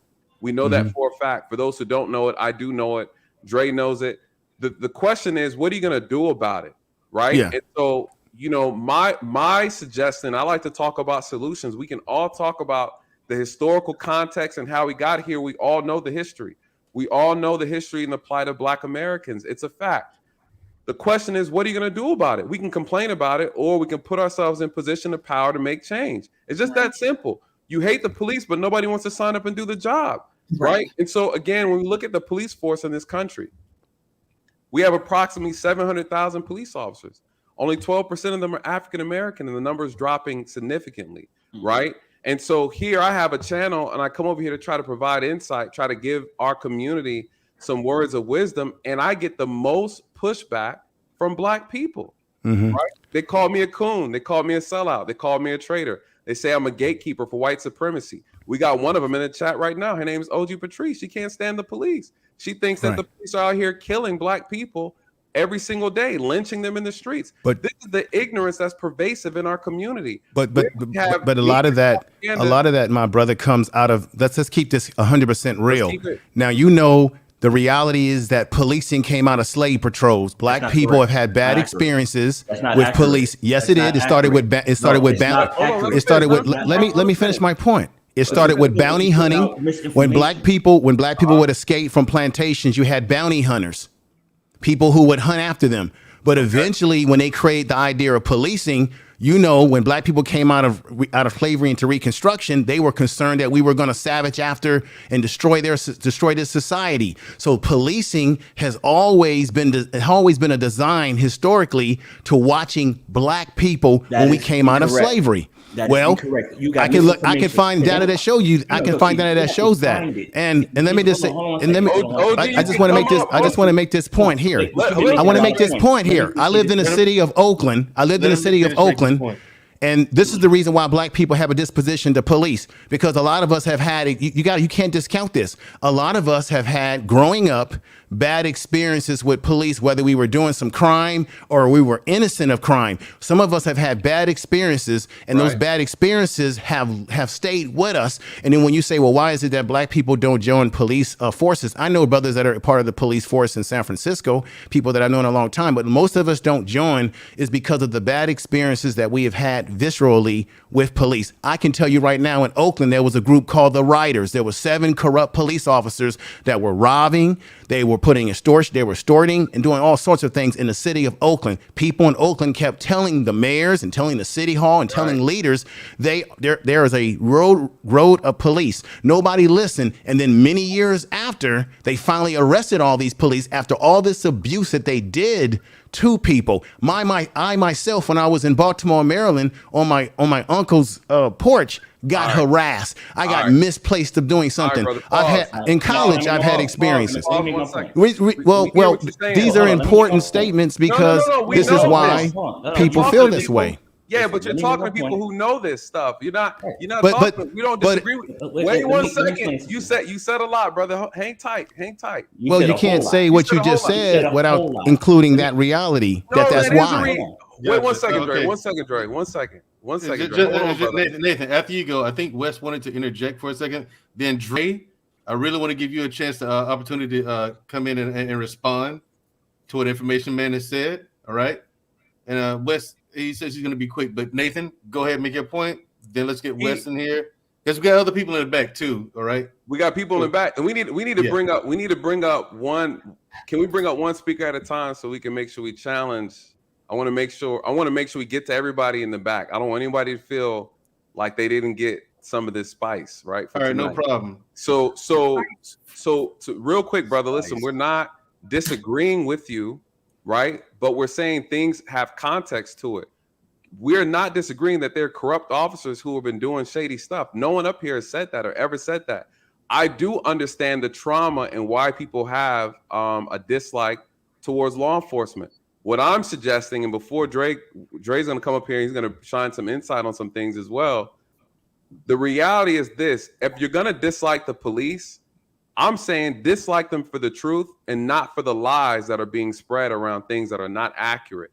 I'm here to bring and clear up a lot of inaccuracies. There's a lot of things that are being shared tonight that are not accurate, and we want to lead with truth.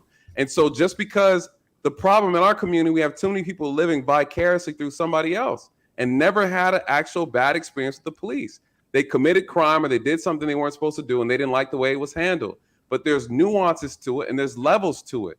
If we're talking about corruption, yes, let's talk about corruption. If we're talking about someone who's being held accountable, you didn't like the professionalism, that's separate. Those are all separate situations. They need to be addressed individually. And so, Dre, please, if you want to start, we're going to start with the whole slave catching thing, because that's something that needs to be clarified, because this is something this is an inaccurate message that's been pushed throughout our community, and it's not true. Well, you mind if I do that interjection? Say this one thing real quick. What's you wanted to go ahead, yeah. I'll keep it short. I know how to make my points. So it's kind of a sidebar off of something you were mentioning earlier, and it keeps coming up. This thing about the media. Let's point out that all mainstream media is in the process of dying. It's mostly on life support. All right. I'm surprised CNN has not been taken out behind the barn and shot yet. Okay. They don't have much time left. You are the new media. Everyone here that is posting videos and having conversations, you are the new face of what media is going to look like in the next 50, 75, possibly 100 years. So you are the ones creating the new standards. Well, Wes, based on that statement, here's the issue. Because of that, the mainstream media has been putting out way more propaganda to get more ratings during Sweet Sweet and putting out false narratives so they could get more viewers. I was trying to be more optimistic there. Like I know you guys are creating the new culture. Okay, I know, okay. But like and put the more weight on your shoulders, realizing exactly how important what you're doing is. Thank you. Now, information. Also, California sucks. Wait, Information man. I'm gonna just say it like this. Hold on a second, Wes. If you mind, what we're gonna do is, what's the point of saying that? Yeah, what we're gonna do is let I live in California, so what? Let these guys go on, and he didn't mean any harm. It was a joke, information man. But Wes, I live in California. Drop you down, and so we can. I've been to Oakland plenty of times. You mind if we drop you down, Wes, so we can bring other people up, and because we're gonna bring everyone else up one at a time after information. The two officers are done addressing information man. I just want to give everyone their chance to speak. I just wanted to make this last point too. Can anybody explain to me, is it false or is it true that, I mean, from 2013 to 19, they've had reports that black men were most likely to be shot unarmed. We see a lot of black men getting shot even when they have no guns on them, weapons on them by police. I would like people to, because I get sick of every time these incidents happen, everybody says, well, there's not all cops are bad. And I'm not saying all cops are bad, but people always say that. And then, okay, then when the hell are the good cops are going to step up and stop the bad cops? Because we had a sister in Buffalo, New York. Make your statement. You gotta make your statement. We had a sister. Wait a minute. We had a sister in Buffalo, New York. We had a sister in Buffalo, New York, who was a cop who stopped a cop from doing harm to someone, and she got fired and railroaded in the city of Buffalo by the police department there, trying to do the right thing. Hold on a second. That's something I would like to hear. You are acting. No, hold on a second. First of all, you've made a lot of points. Let me address some of them. First of all, let me just tell you, I grew up in the South Bronx, New York, hated the police, still do. They, you know what I'm saying? My sister was, NYPD, and I still hated the police. But because I saw a pathway to mentor children to keep them from doing what I did, because I wasn't always a good kid, you know what I'm saying? But because of the path I've taken, I kind of gained some street cred because I knew what I was talking about. All right, so we're gonna go on that narrative there. Secondly, you have to do your homework, and I made sure I brought up the point that I was from New York because the first police department started in New York, just like the first ever gangs started in New York. And they were political gangs. They were hired by the politicians to go around to bully the citizens into both voting for them. Gangs in New York only barely touched on it. Because the truth be told, Martin Scorsese, who went to my high school, we didn't go at the same time, I'm not that old. They made him rewrite that script several times because it touched into what exactly was going on back then. Because what you have to understand is, if you murdered somebody, you got $100, and $100 back then was a lot of money. You got paid for stabbings, you got paid for robbery, you got paid for beating people up. That's how it was back then. All that took place before slavery even took place. The slave trade at that time was particularly going on in Africa with the Dutch trade system. The United States wasn't even involved yet. Why? Because our Constitution wasn't even created. We were still trying to get free from England. So policing did not stem from slave trade. It was the protection of property, which actually the first police officer was created in Boston, Massachusetts. It was in Massachusetts. It wasn't in the South. You had slave catchers, and when slavery was abolished, there was nowhere else for them to go but to become police officers. So you're conflating the two, because what they hired was hired guns, vagrants, vagabonds that traveled from Midwest over to the colonies to go ahead and manage the plantations. Because before, you got to remember who the first slaves were. It wasn't black folks. It was the Chinese and the white and the Indians. They had the Chinese working on the railroads. Wait a minute, brother. Most of the railroad system was first built by black people in the western part of part of California. They brought the Chinese in to finish the rest of the railroad. Most of the railroad in the eastern part of this country in the South was built by us. And first of all, white folks came over here as indentured servants, and some of them were brought over here because they were criminals from Europe. Right, but you understand, we weren't considered human, so they still value those. I get that. Right, but so I get that, but their slavery was not the same as our slave historical experience is not the same as anyone else's. I'm touching on your point in reference to policing came from slave catching. I'm addressing that first. Okay. What you have to understand is some of the stuff that you're saying are correct, but it's not accurate. There's context behind it. Once you understand the history and where everything started from, and how it integrated, then you understand where our place is in it. Okay, you talk about the narrative that black men are criminals. Well, let me touch on the media. Let me give you a little behind the scenes about the media. First of all, they're always at the police department. Always, they have them on speed dial. You understand what I'm saying? There's been times I'm sit up there in 911 and they're calling, hey, y'all got anything going on?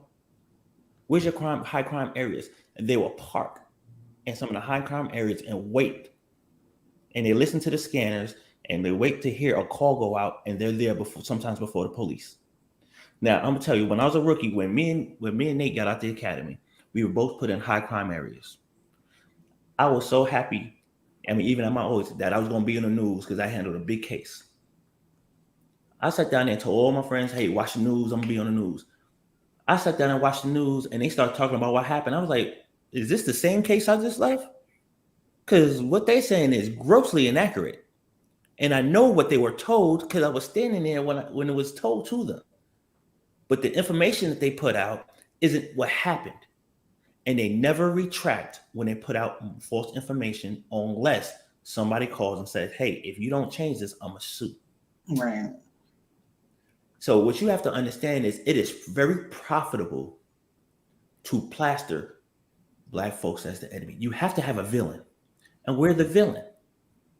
Because what you have to understand, this whole denigration of Black folks goes way beyond the United States. It's a global system. It's a global system. Nathan and I have been to Japan. Right. They love the Black culture. Oh, well, Japanese have done stereotypical things over there with making dolls of us and making caricature dolls. So they're not no friend to us. They are traditional in their culture, and they are adverse to anything that deviates from their culture. Just like if you go to damn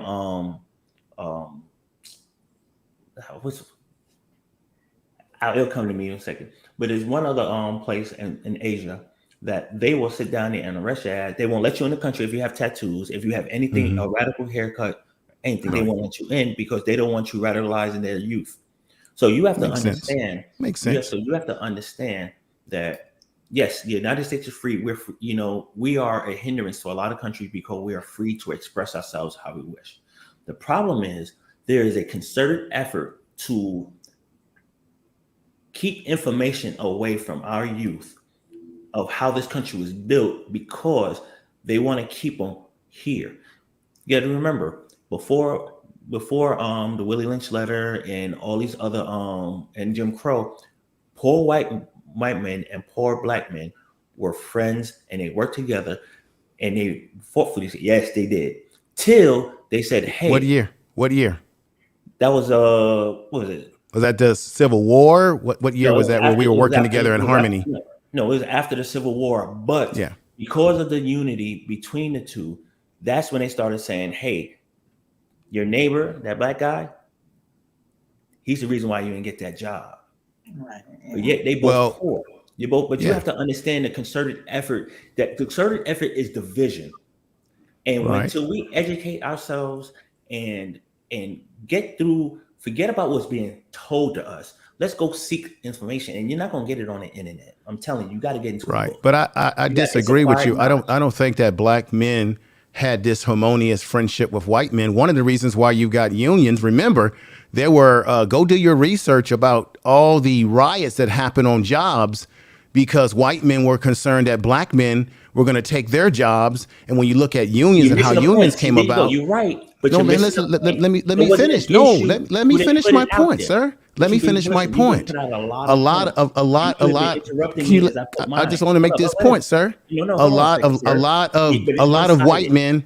If you go and do research, no, you won't let me finish my point. It's not one-sided. I'm trying to give you some history here.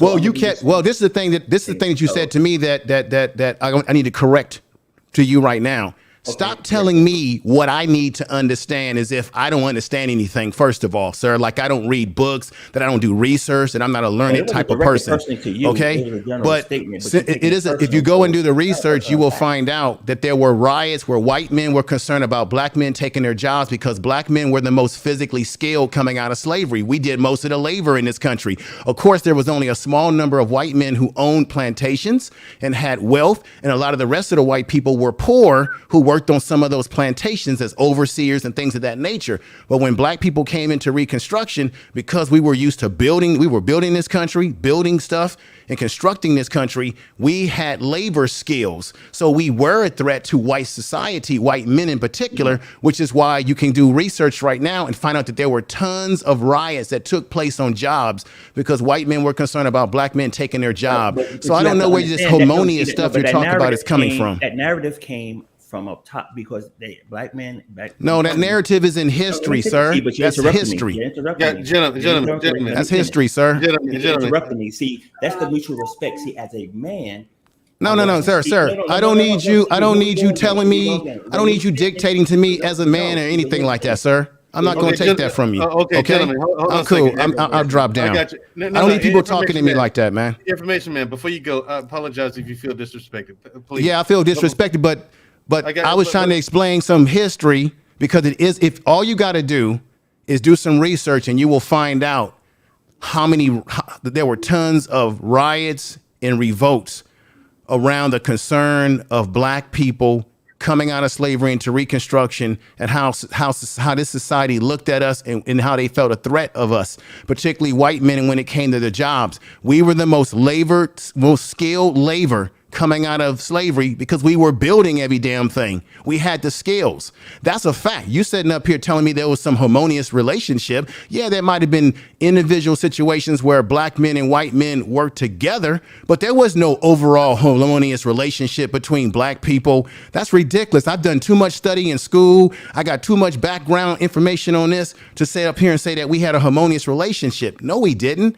Maybe individuals, but overall, we didn't get treated with a harmonious relationship. What you're saying is skewed history. Now, here's the thing. And you can't even point to any history. Tell me where I can find that documented history that black people, black men and white men overall in this country were on some harmonious relationship. A lot of times they were scared of us because they thought we were going to savage this country. That's how you got the Birth of the Nation. Remember that movie, The Birth of the Nation? It portrayed black men taking over the White House, right? And savaging after white women. And in that movie, they had the Ku Klux Klan coming to save the day to stop the black man from potentially taking over the country. And you had a president in the United States saying, hey, that was history written in lightning. It's true. That's how the motion picture industry got created out of that movie. There was never a harmonious relationship between us and white society. Hell, if that was the case, they would have never put us in segregation and never said this is a white water fountain, that's a black water fountain. What you're saying is historically incorrect, sir. So now what you need to learn is to go study that history, just like you telling me what I need to learn. Thank you very much, information. Thank you. Unfortunately, if you could leave your information in the back chat for me, please do. What information that you want, brother? Email address, IG, however I can get in contact with you. I'd love to have you no problem. On the panel again. Great. I apologize. We got the pause right there. I got to get to other people in the back chat because we got a heavy. Well, I understand. I'll just write it in the back and then I'll drop off the panel. No problem. Thank you. Between Nathan Daley. Well, Nathan Daley. Nathan, you call for it. Hold on. It's waiting. Okay. What you got for me, Drake? I apologize if he feels disrespected, but you can't continue to go on and then interrupt other folks when they say their point. There's always context in the beginning. Yes, what he's saying is accurate. It happened, but it wasn't like that before it happened. It was those who were in charge that saw what was going on and came in there and started spewing poison, and that's why. Gotcha. So that was my point. But in reference to this, I'm gonna say my point and I'm gonna drop off because I haven't even been able to get a full thought off without being interrupted. But excuse me. But I will tell you this. Overall, you have to understand that I'm from the North. I didn't grow up in the South. I live in the South now, but I grew up in the North. So I saw a different thing. So the information that was given to us when I was growing up in New York, it might have been a little different from what's going on in the South. Okay? Yes. So there's a context there because what may not have been available to what was going on in California, what's going on in the South was probably wasn't available in New York.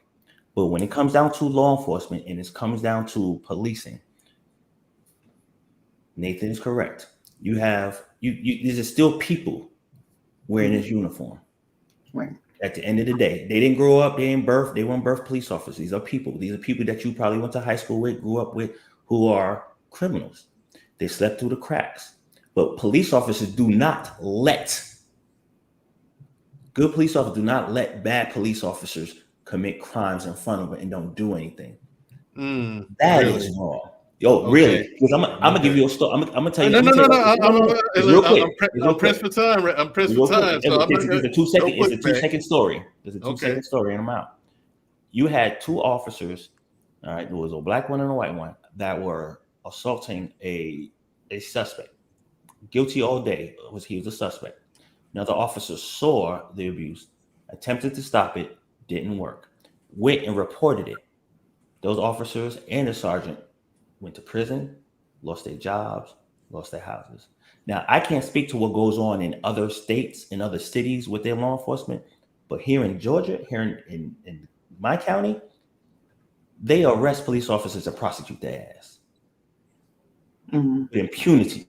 And you could look online. All you got to do is put the Cobb County officer arrested and see how many other officers been arrested. They arrest officers. I can't speak on other states. I can't speak on San Francisco or Oakland. But in Georgia, you mess up, whether you're black or white, your ass is going to prison. Bottom line. And I'm done. Appreciate it.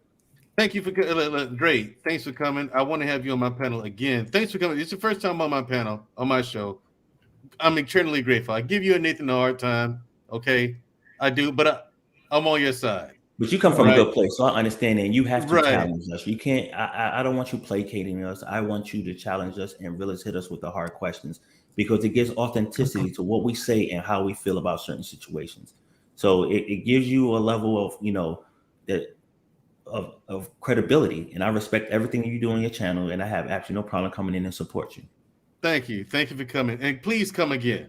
Oh no, yeah. No problem. I'll get all right, Dre. Thank you, Dre. No problem. Thank you. Mandrell, real quick. Huh? This is why I tell you when we have these conversations, we need one at a time. Yeah, gotcha.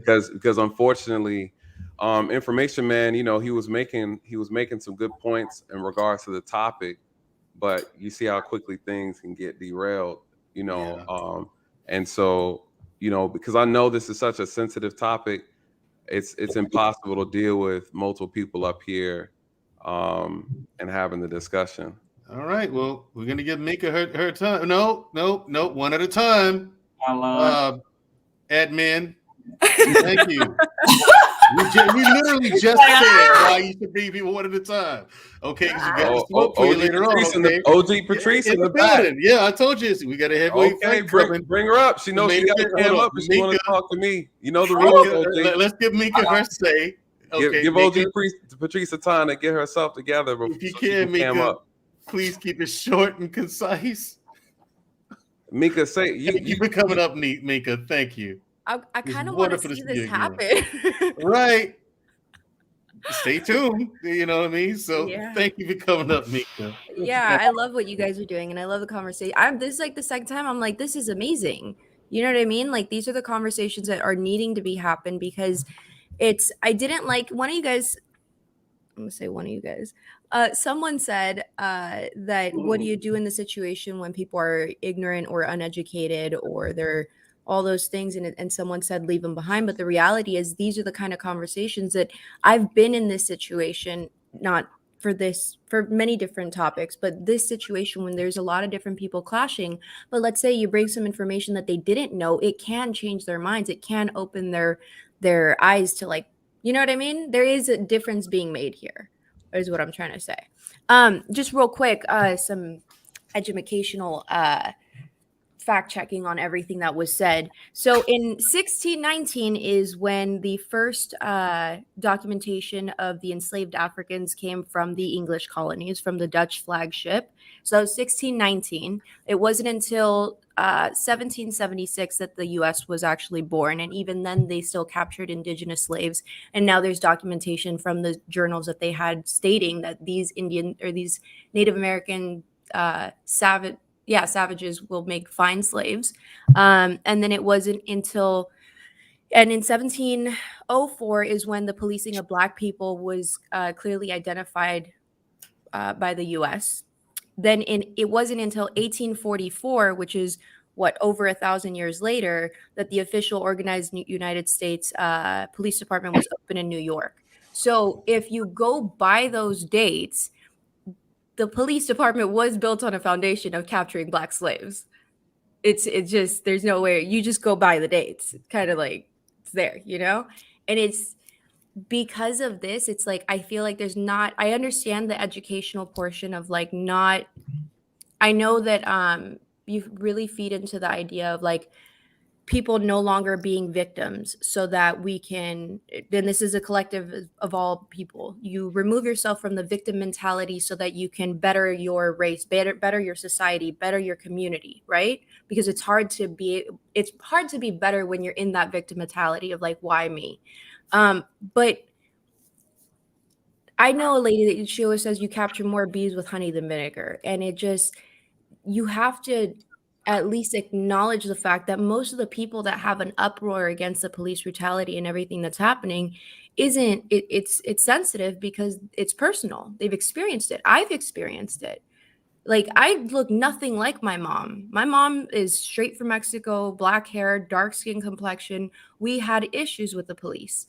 And I was a kid, and it's when you take that into account and all the people that have think about all the mothers that have lost sons to police brutality, not just from death, but from being falsely accused or taken to prison. Or the jail system and the police department make money off of people going into prison and being in prison. That's a fact that we all know now. So if you take all of those things into consideration, we can't just be so negligent to ignore what people are saying in this regard.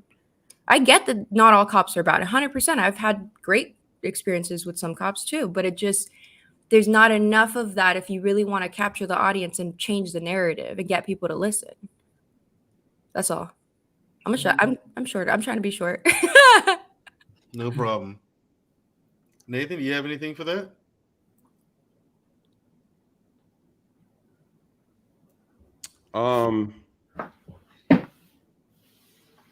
Where'd you get that information from? You're reading off the dates. There were 4 or 5 of them. You can just Google them. So like you Google US born, what is it? Where did policing come from? When was policing started? Did the police start from slavery? It'll show you the date on there. The one that you really have to research is when slaves were first brought over to America from any other countries, because there's a couple of different topics, but the earliest one that I found was in 1619. So when was this? Jay Black said facts hurt. I mean, we'll run through it. I'll give some time to run through it. It's not your fault. You didn't say anything. The dates that you gave are accurate. Those are accurate dates. I think the problem with, and this is not to you, right? I don't want you to take offense to this. You are cool. I know that when you speak, it's because you're trying to get to the bottom of the truth, and that's what I'm trying to do. So we're good. All right.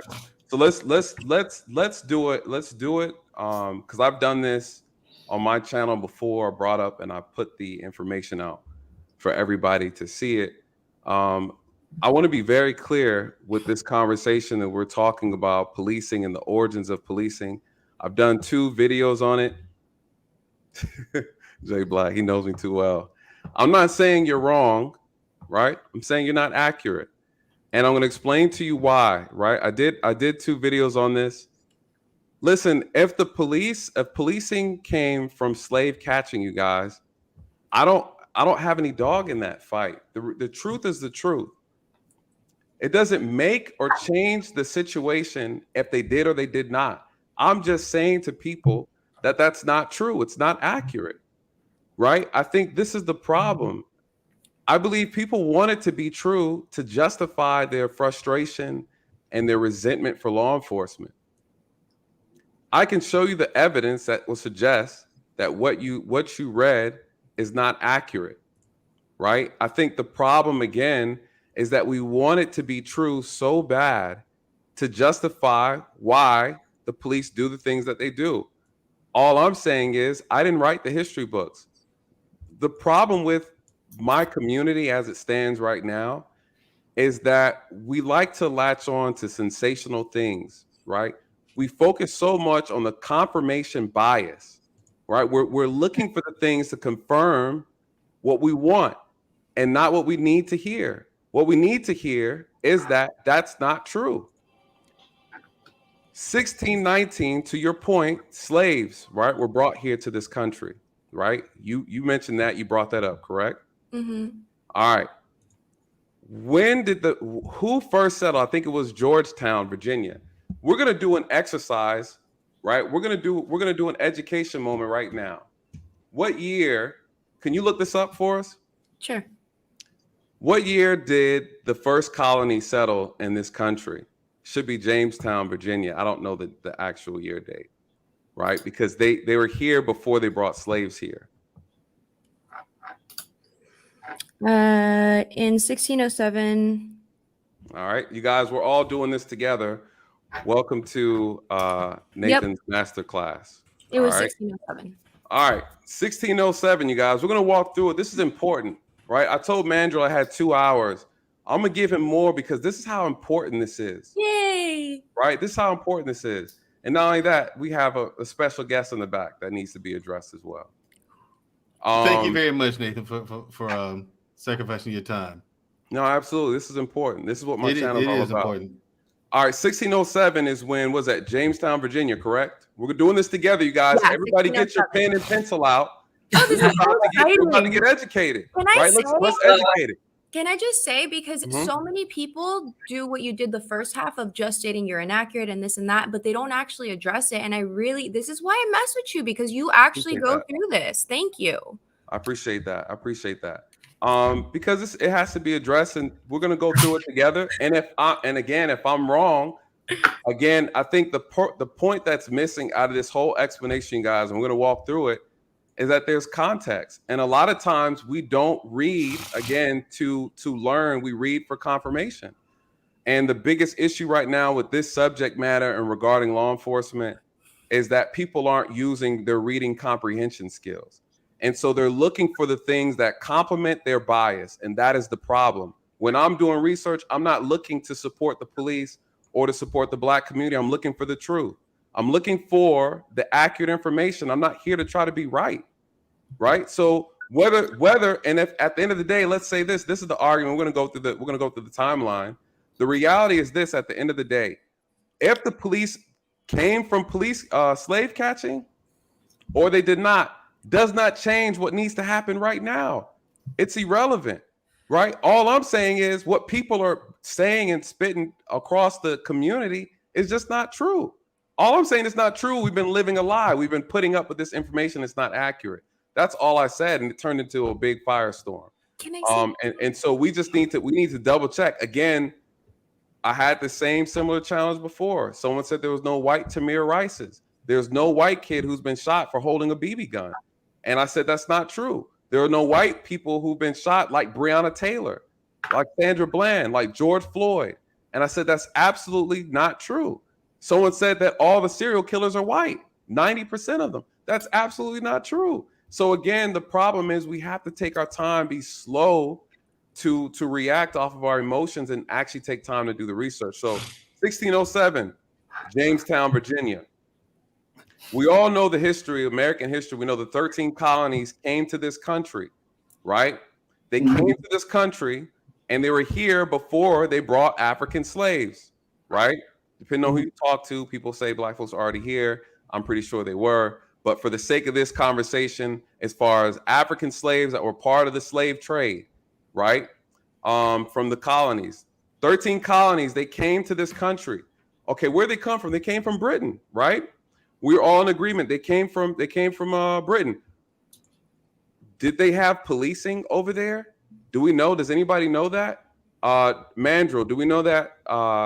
Do we know? Can we verify? Policemen at what time? Did they have policing in the 1800s? In the 1800s, the 1700s, you guys. The question is Scotland Yard. Okay, in the Scotland Yard. That's a good one. Yes, they had policing already, you guys. So we need to start thinking logical. We're going to critically think. This is what's missing. This is what's missing in this country, right? Critically thinking. Where did policing come from? You had people who left another country and they came to America, right? And the 13 colonies, and they came to this country and started taking this country over. Because they came from a country where there are already police officers. They were policing, right? What happened when these 13 colonies landed in or settled? They settled. They created towns and villages before they became cities. What happened? You guys, there's a thing called watchmen, and there are things called constables. A watchman and a constable, they are like police officers. Before policing, the word police is a term that was created in the 1800s with the first police department. What do you guys think they did before police departments became a police department? What do you think? Who was in charge of providing security, arresting people before the police came around? You guys, the watchmen, constables. That's how this whole thing started. Then we had sheriffs before we had police. You guys, sheriffs existed before slave patrols. Slave patrols started approximately 1720 in the 1700s, right? We know that 1607, Jamestown, Virginia, the colony landed or they settled. Let's move forward. Let's look up watchmen. Let's look up watchmen and let's look up constables in America. You guys, we're talking about the origins of American policing. Everybody wants to start at the first police department. The reality, you guys, is slave patrols started in the mid 1700s in the South Carolina. You guys, that's one colony in the South. They are known for starting slave patrols, while all the other colonies in the North were starting police departments. That's a fact. The problem is what happened when the South created police departments. The slave patrols transferred into the police departments. That's a fact. The problem is we want to only read and pick out the information, again, that confirms our bias. Let's look up constables. I'm gonna pull up something to have as well, Mandrell, so you can pull up. 1635. The city of Boston established the first system of law enforcement in 13 colonies called the Night Watch. Officers served part-time without pay. Mandrell, I'm going to drop a link for you. If you could, please bring it up on the screen and we can go through it on the timeline so that everybody can see it. And you guys, I'm here to just relay information. You have to decide how you're going to interpret it. You can move with the lie, or you can wise yourself up when someone is giving you wisdom and move forward and continue to educate our people properly. It's on you. But I'm not your enemy. I just simply did research and decided to present the correct information. Mandrell, I'll say this in the midst of this history class. Now, all this you going through. I'm not rolling my eyes like, you know what I'm saying, get an attitude with you. It's just that I hate it when we spend so much time, like put all our energy arguing about facts or things that happened in our past. And we put we take that lack of energy and focus on the present and how to move forward and change things and make it better. Thank you. Like, at what point in the last almost about 45 minutes, what have we discussed that's going to make things better now? Nothing. All this is stuff y'all can go and Google yourself. But they want me to be wrong. That's the problem with conversations. That's the problem with conversations like this. There's problems with conversations about relationships and all this other stuff. The problem is people don't go into a conversation for betterment or like to learn or like to look at things or, you know, from a different perspective or to grow. Go into a conversation for an argument. Okay, to be right or for a battle, and it's not about that, y'all. But I actually have to say, like, I'm asking the questions because I'm on the other side where it's like this. I really don't see how we can't include the fact that this is a part of our history when so many people are fighting about it. I want to know the truth. That's why I'm more than happy to hear this, and I want to understand it. I really do. And if it's facts that what you're saying is what I've looked up and what I've read is incorrect, I want to know that because that'll change my narrative, and in turn change more narratives and change more narratives for other people that are listening. It just, and I get it, and I don't maybe it's because. I hear more, shoot, right? You know, read books and all this other stuff too. Like I watch a lot of documentaries. You got a lot of good information out there. It's just that people don't want to read. People don't want to go and look it up themselves. They want someone to tell it to them.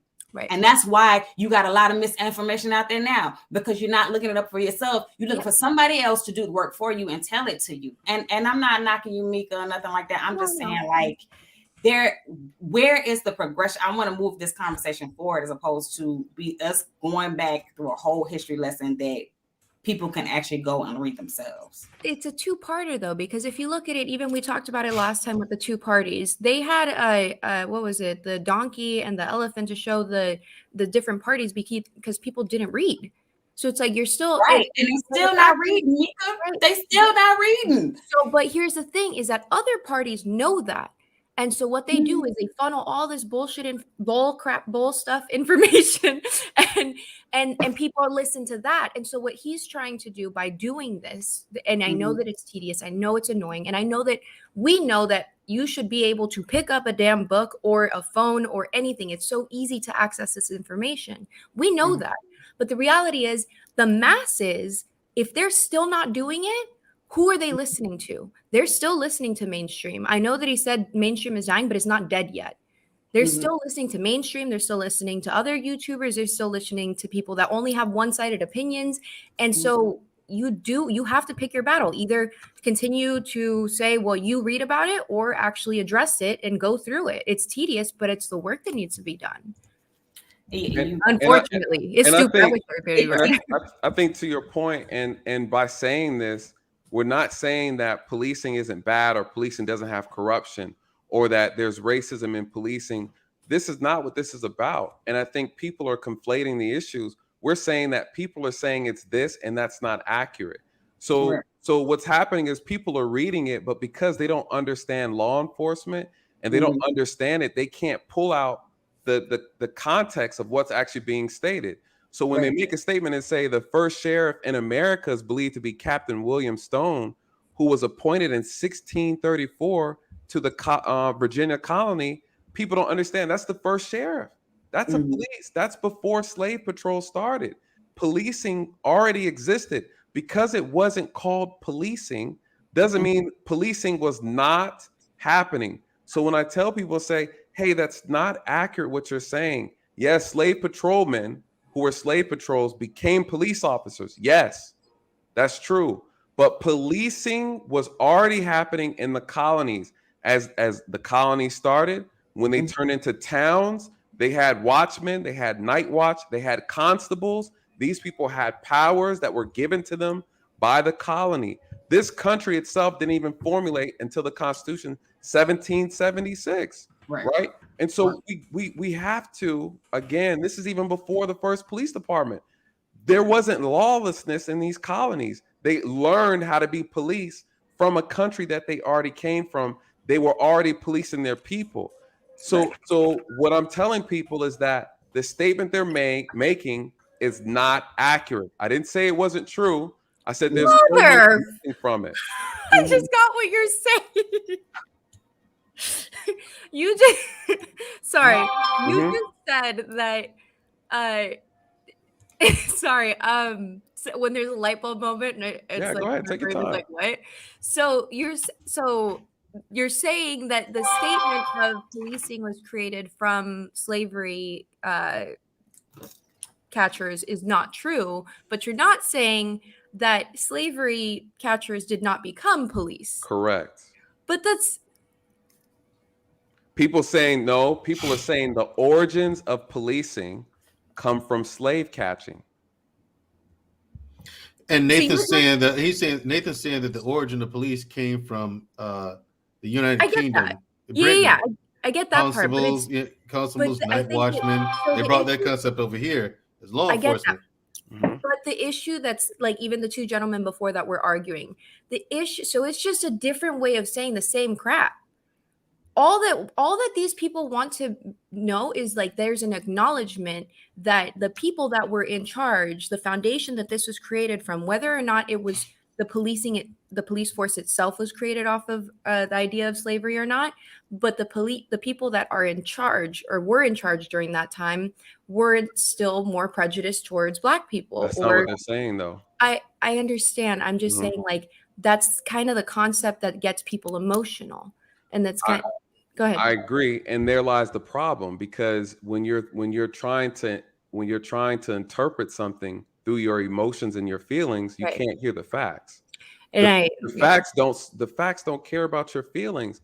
What people are making arguments tonight about, and we haven't touched on it, but when Information Man came up and he made a statement and he said that policing came, this is what he said: policing came, meaning that it started from slave catching, meaning it didn't exist prior to that.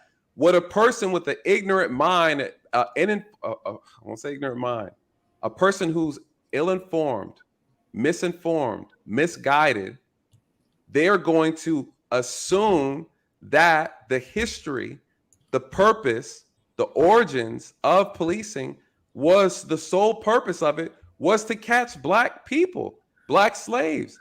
I get that. That's not true. You have to be, this is such a sensitive subject.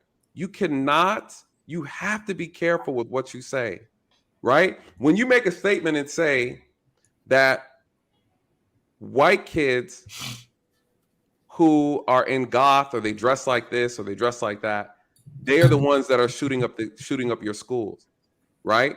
These are the school shooters. When you start to label people and say, this is what a school shooter looks like, what does that do to the people who don't know any better?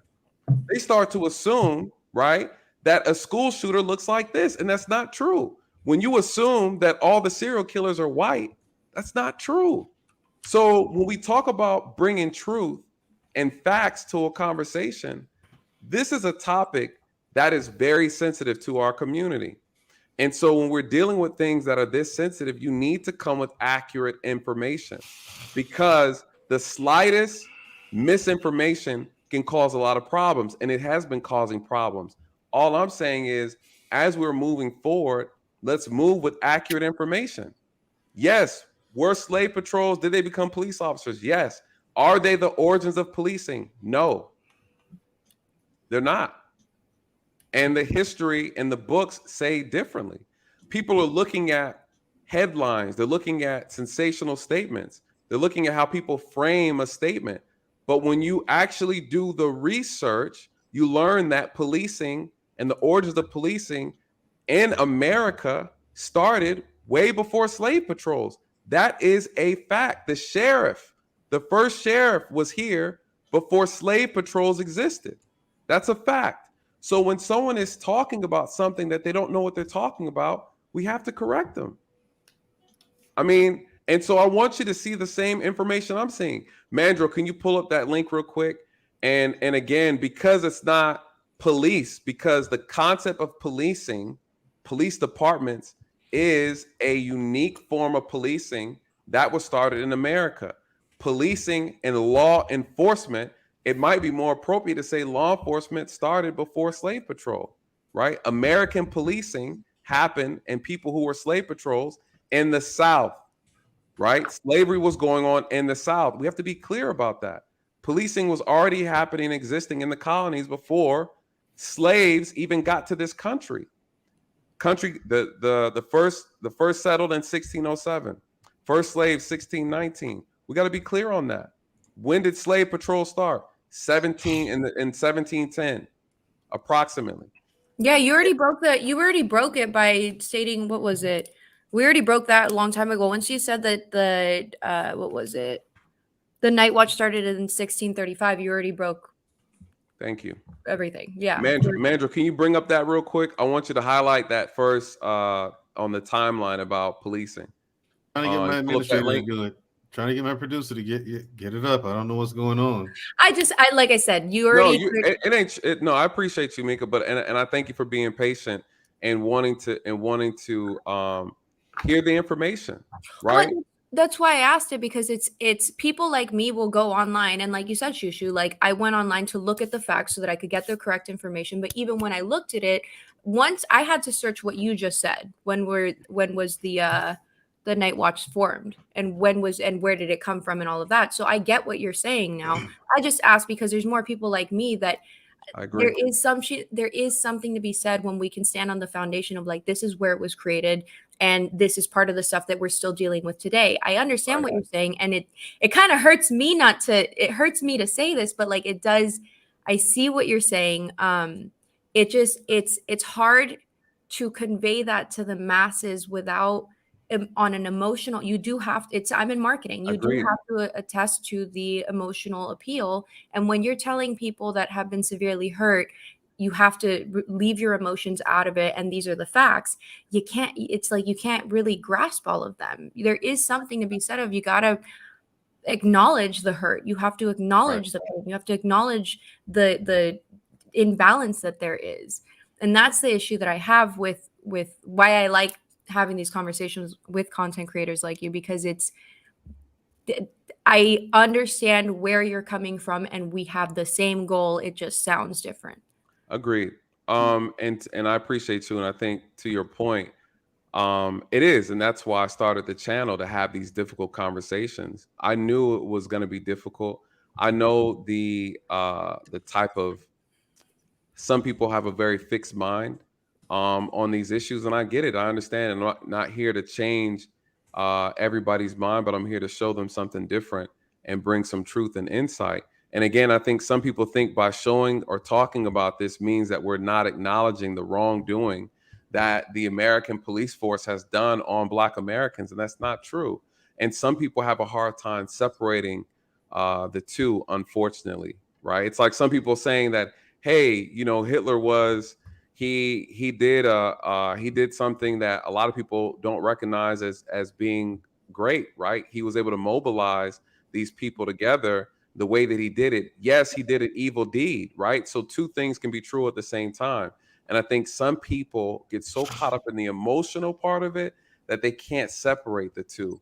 And I think that's what's happening here with this particular topic, where people are just so angry, they're hurt, they've been through trauma, their family has been through it as well. They don't want to see the police anything other than slave catchers, and that's the problem.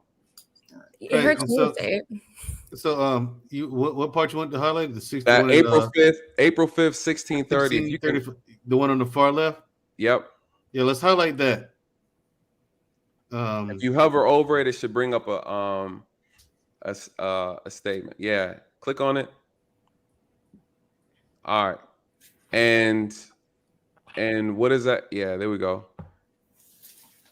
And that states, for everybody to see, that link is also, if you could put that link in the chat for people to peruse over. Thank you. It says, spamming it. You guys, listen, it says April 1635, right? The city of Boston established the first system of law enforcement in the 13 colonies called the Night Watch. Officers served as part-time without pay. And what people like me go based off of is in 1709 is when the policing of Black people started in South Carolina in 1704. You see how divisive the way they phrase that, the policing of Black people. We have to, when we're doing research, I just challenge everybody to take your time and examine the language, right? Are you giving me information to teach me, to educate me? Or am I reading something that's trying to change the way I view, right, a situation or view a group of people? The way they frame that to me is very divisive. Policing Black people.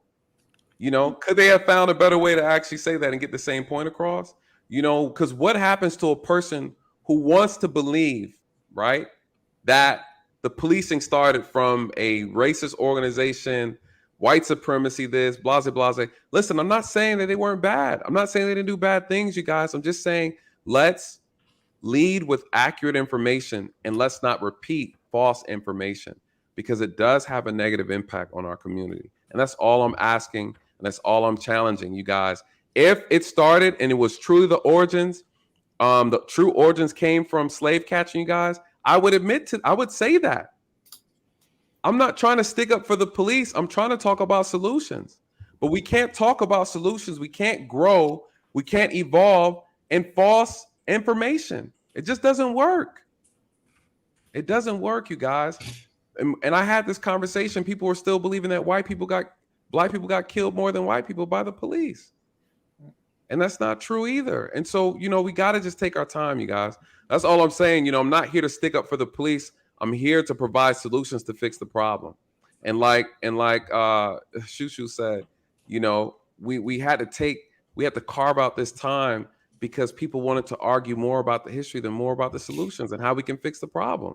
Right. It changes nothing. The history doesn't change anything, whether they did or they didn't. Has nothing to do with what we could do right now. It changes a little bit. I'll tell you that. And I just want to say thank you because it changes a little bit because you have to understand that's a stance that I gravitate towards. Right. So when I don't have that, it's like, okay, then what else is there? And it kind of hurts a little. I'm being real. Like I also do say thank you because people don't know, but I like to be proven wrong because I do like to learn.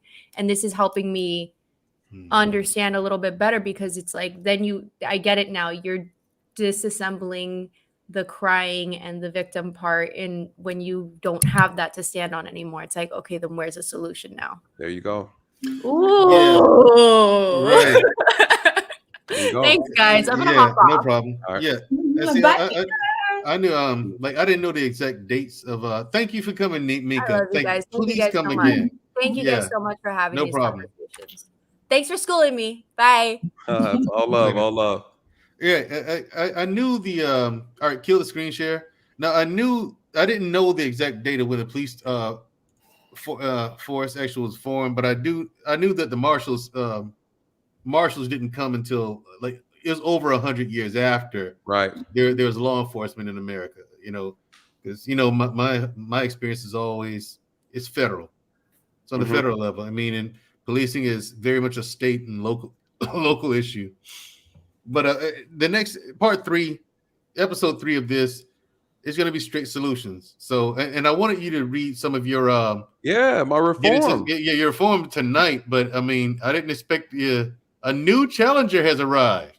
Oh, I didn't expect this to happen. So we'll have to get to the solutions, and it'll pretty much be all. We're gonna see. People came up. You got to cam up, OG, if you want to have a conversation with me.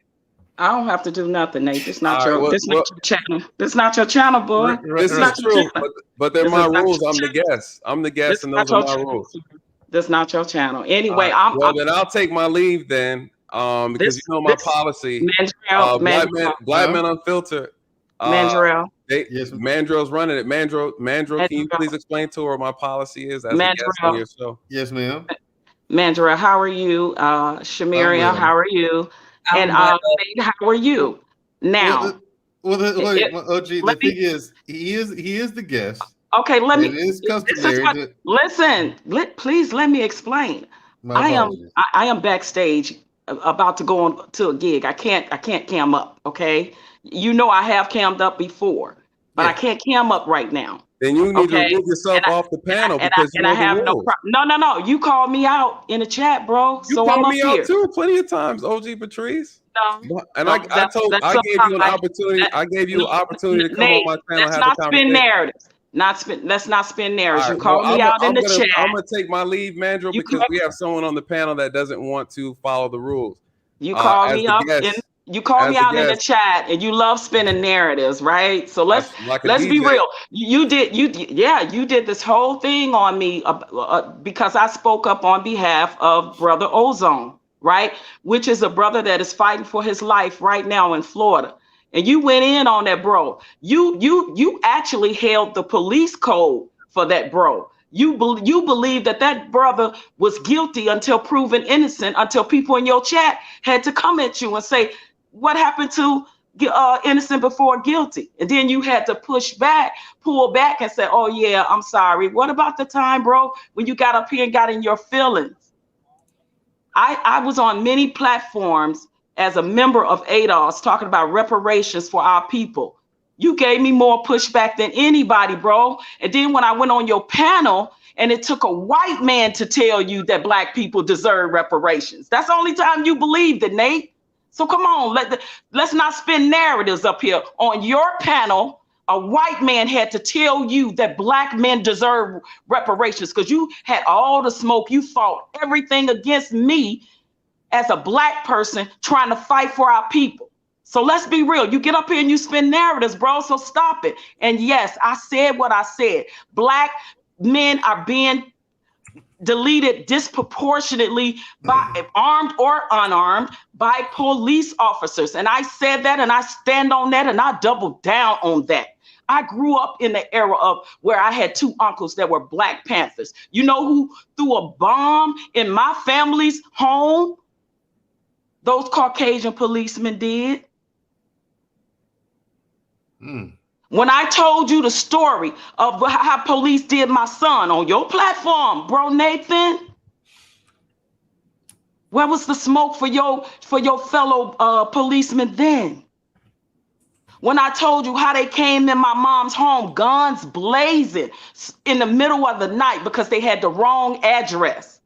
Where was the smoke for them then, bro? When I told you I fight for Ozone, who I believe is innocent and defended himself in self-defense, you had to smoke for that young black man that's in Florida on trial right now fighting for his life. Because he ended up saying, I'm not going to be a hashtag today. You had all the smoke for people that were standing for him. You actually believe he was guilty just because he, one of your fellow blue code men is deleted. And you got up here and you spent the whole narrative, bro, because that's what you do. OG so Patrice. Yeah. So yes, sir. Yeah. I got a question because Nathan has stepped out. Is there any way? Because I really would like you guys to sit down and actually have a conversation. Because I came up here to have it. I really did come up here to have the conversation. But I'm sorry I can't cam up. You know I've cammed up before. I'm backstage literally waiting to go on stage in about 20 minutes. That's why I kept telling you, please move the needle, because I wanted to go up here and say my piece before I go up on stage. That's all. Gotcha. Listen, Nate had smoke for me. I didn't have none for him. But I noticed every time I was on his platform, it took white people to tell him stuff before he believed it. He fought me tooth and nail on this very panel, Black Man Unfiltered, and a couple others when I was talking about reparations. He felt we didn't deserve it as black people. We wasn't going to do nothing but mess it up, what we won't do with it and all of that. And until that white man said, yeah, black people deserve reparations. See, so I'm going to need him to stop it with spinning narratives. Gotcha. And that's the problem with our people. Well, what I want to ask, would you like me to schedule it? Because I am pressed for time here. You want me to sketch, since he's left, would you like me to schedule some time so you guys can sit down and hash it out, or? No, it's nothing to hash out. Listen, it's nothing to hash out. I don't have a beef. You don't have a beef with him or anything like that. No, hell no. Right. This is the thing for me. Nathan pulls police bullying tactics. When I said what I said about black men being deleted disproportionately, whether they're armed or not, it is no reason for black people to end up deleted because of traffic stops. He had a problem that I said that.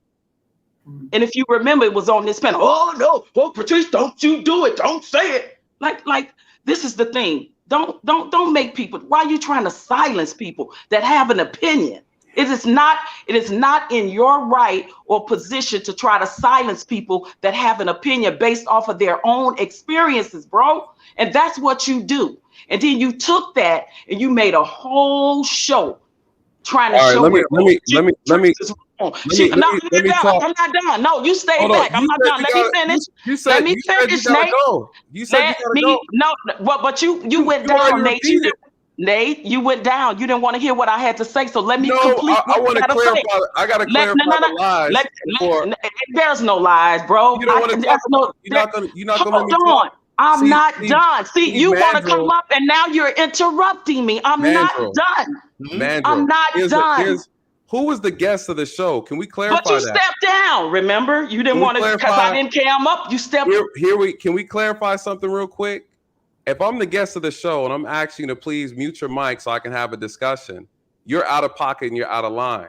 So I'm asking you, you made some disparaging statements about me, right? And on other people's channel. I gave you an opportunity to have the discussion. I said, OG Patrice, I'll give you a day, pick a day. I sent it to Mandrell. Can you confirm that I did ask her to pick a day? You said you didn't want a day. I asked you. I gave you an opportunity, OG Patrice, to bring that on your channel. On your channel. On your channel. Listen. I'm asking. Listen. Can we address the fact? Can I talk, please? You did. Can I talk? And you said a bunch of lies. You came up here and you interrupted me. You came up and literally interrupted me. I'm the guest. But you stepped down. Okay. Time out, y'all. Time out. No. Ding. Time out. Okay, OG Patrice. These damn old gangsters coming up here acting tough online. I'm sorry. Hold up, Nate. You disrespectful, bro. Now you being disrespectful. You in your feelings. Get out your feelings. Hold on, OG. Listen, sorry, we just really have to move. OG stands for old gangster, don't it? No, it don't. No, yeah, we're trying to. I never said that. I never said that. What is OG stand for? We're trying to move these forward. 45 minutes to an hour. Anyway, I didn't come up here. I didn't come up here for a training lesson or be in school, because Nate does that very well on his channel, right? I came up here because he called me out from the panel and I was in the chat, right? So I came up here to address the issue that we had. The problem that he had with me is because I spoke my truth on this very panel about my experience and my family's experience with the police. Let me tell you something. I am actually dating a police officer right now. So let's not get it twisted. I don't hate police officers. I don't like racist police officers and other police officers that allow the things that happen in our community and the wrong policing against my people, and they say nothing. The ones that say they good, but they sit and they watch F shit happen to our people and they say nothing. That is the code in the police department. And that's real. I'm in meetings. I'm in community. I'm in police meetings in my community, talking about things I want to see changed in the community.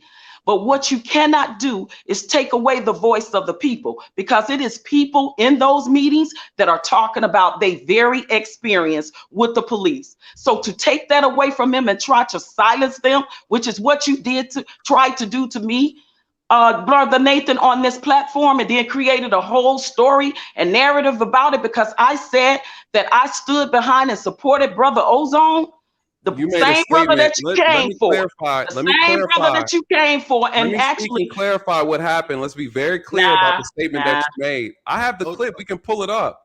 OG, hold on, Mandrell. What you need to do is pull the whole clip up. See, you only put in parts. You only put You only pulled in the parts, bro, that made you look good. Let's be real. No. That's what you did. You spent that narrative, bro. You spent that narrative. For the sake of people watching. Listen, I gotta go because I didn't come up. No. Give the brother a chance to clarify. No. This is what I want to say, because I don't have time to look at the whole thing and talk about it. Is what I'm saying. We're gonna pull it up because I want everybody to see what you said, because what you said was extremely ignorant. And what I said was correct. What I said was correct. That's my opinion. That's my view on policing. And it was ignorant. And you can't stop my voice for it. It doesn't matter what you think. You're not. I double down on it. I still stand on what I say. All right, Nate, well, have a good night. And that's the problem that you have. See, Nate, this is not your panel. You can't kick me off the panel. You just said you were leaving. But you have a problem because I'm speaking up for myself and I'm saying something. No one is saying you bye, OG. Okay, OG, bye. Because you don't want to hear it. No, we heard it. You won't let me respond Nate, how about this, Nate? Let's you and I have a discussion. Would love to. And I will cam up right now. I cannot do that, and I cannot stay for a lesson. You understand what I'm saying? But bro, the only thing I want you to say, because I rocked with you, Nate. Listen, I rocked with you until you spent that narrative, bro, and I don't like narratives being spent. And that's exactly what you did. Okay, cool. So let me ask you this, OG Patrice. Did I not give you an opportunity when you had an issue with me? And I gave you an opportunity. I said, pick a day, come on my channel, let's talk about it. Did I not offer that to you? And did you not turn it down? Yes, I did. Okay, so let's be clear. So don't make it seem like I didn't want to have the conversation. Listen, and hold on. Did you not go on? The only reason why I came up now is because you called me out. I wasn't going to have this discussion. So let me ask you this. And you can call me out all you want, but it's mighty funny. Cool. You all in Michi exes. You all in her inbox when she going in about the police agreeing with everything she say. Now you got all the smoke for everybody that has an opinion about the very police that she be talking about. You a trip, bro. But anyway, I gotta go. Say what you want. I got you, OG Patrice. Mandrell, set it up. I'm willing to meet with him and cam up. I have no problem with that. Yeah, I just don't come on my channel and have it. I don't like the narratives that you spin, bro. All right, I got you. We're gonna get it all through. Be safe. And I'll be bringing up all the information. Yeah, be safe. Okay, OG Patrice. Hold on, listen, Mandrell. This is why I tell you I have an issue with people coming up here who don't cam up. I have an issue with multiple people coming up on the panel and arguing because we can't get anything solved and accomplished. This is right. This is what you got. And let me clarify. Let me clarify. OG Patrice made a statement and it was extremely ignorant. I will put the full video up. It happened on Black Man Unfiltered on this channel. She made a statement about a police encounter and she stated that a police officer wanted to kill a black man because he was black. And I told her that was an ignorant statement to make, and that's not something she need to be repeating. That's not true. It's not true. And it's people who make statements like that is why we have the bad information we get in our community. You have people who've never had a bad police encounter, or they think they had a bad police encounter off of something that they did themselves. And when you start talking to them and asking them questions, you find out they facilitated the issues themselves. You guys, you can't be mad when you do something stupid or you break the law and the police hold you accountable. Or you think that every white cop wants to kill a black person. That's not true. And that's an ignorant statement to make. And she made that statement. And matter of fact, before I get off here, we're going to play that clip. I want everybody to hear it. I want you to be the judge. And yeah, I checked her and her homeboy Don Q. The problem with OG Patrice, you guys, and she went on somebody else's channel. She was talking a lot of trash. When she knows how to reach me, she has my email.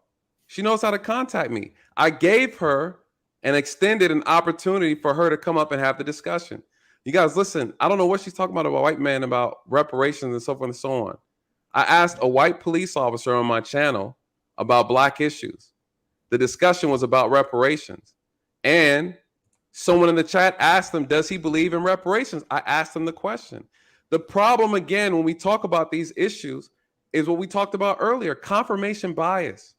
I'm interviewing a white police officer on my panel, on my channel, and I asked him a question.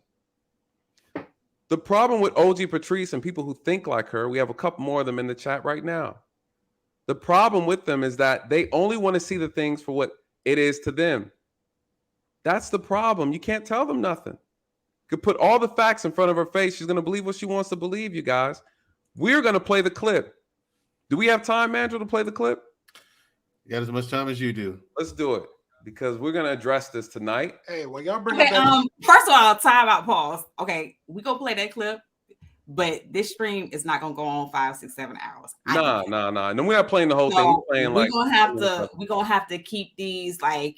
The people who come up, we're gonna have to keep this at a pause. You're gonna ask one question, yes, or you know what I'm saying, and then that's it. We got to keep this moving. Yes, we really got to keep this moving. This is ridiculous. It is ridiculous, and we're not gonna be able to get to no solutions tonight. But we got to address the ignorance and the bullshit that just came up on this panel. Yes. Period. Too much. Period. Too much. And it's sad, you guys, and this is why we can't progress forward. You're fighting someone who's trying to fight the problem. You're fighting me, and I'm trying to bring solutions to the problem that you're complaining about. How am I your enemy? You sound stupid. Well, it's not even that neither. Like I said, it's back to accountability all around the board. You are a guest.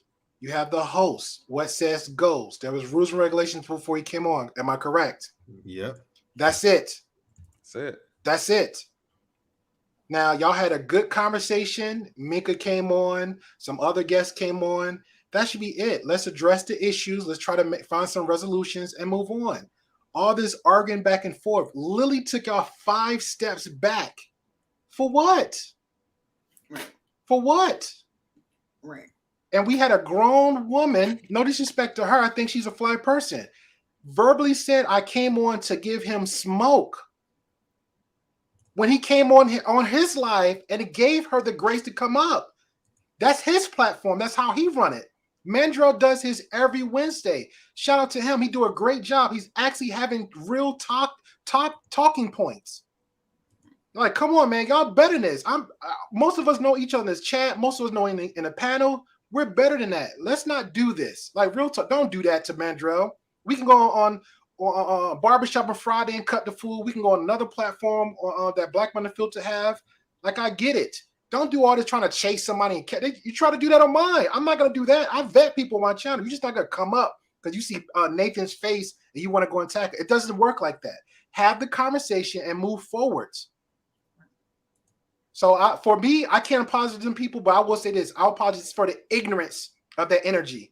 To Mandrell, for Shushu, because we know Mandrell's doing what he's supposed to do, and he's trying to learn the whole YouTube game. Nathan been here a long time, veteran, shout out to him. If everybody got the answers, then y'all take y'all asses out there and become a cop. Y'all take y'all asses out there and become a Marine veteran. Y'all take y'all asses out and be that. If you can't do it, shut up. This is crazy. Y'all have a good night, man. Like I said, God bless everybody. Mandrell, always, bro. You know I got your back. Shushu. No See problem. you Saturday and Tuesday. Right. Nathan, you know, bro, a real talk. You know you always welcome with the conversation. Appreciate it, brother. I'm seeing people that I have this early before I came on. This is stupid. This is crazy. Yeah. I have disagreements with people all the time, but guess what? I'm not look at that person because I'm not doing that. Let them have their moment. Let them have the conversation. You know, people actually having actual conversation with racist people, but then I want to slap them in the face. Right. They actually haven't. I don't have to agree with them, but let's have that talk. Yep. Think about that. Y'all have a good night. I see you, Secretary Cotton. Appreciate it, bro. Appreciate it, bro. All right. All right. Thank you so much, Great Phil. Who's next? There you go, Marcus. And Saturdays. I'll be over there. Man, I'm gonna start a podcast called the Chill Pill Podcast because damn, that shit was a lot. That was a lot. But no, I want to go back to the topic because I want to just forget about all that. I have a serious question that maybe this can help push forward. As Great Pill was saying, what can we do as far as systemically if we can change certain policies and rules and regulations as far as how the law is pushed? Because I catch law enforcement be caught in the middle when they look at paperwork, look at what's being charged, and they say, "Oh yeah, this isn't adding up." They're caught in the middle, and they have to carry out their orders because they took an oath. They took an oath to enforce the law and listen to the superiors, the commanding. And so, what can we do to fix this change as far as maybe from the prison complex to judicial, legislative, executive, Nathan?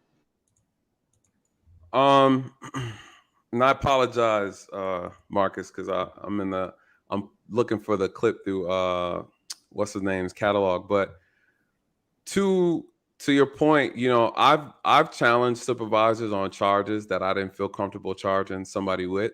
I worked in a predominantly Black community, so when I saw certain things, I'm looking at a person's trajectory, right, their future. So I had a case one time. I had a young Black man. And my supervisor was Black, right? So I'm gonna tell you how this thing works. Sometimes you do this job, you get so desensitized. You're just looking at criminal charges.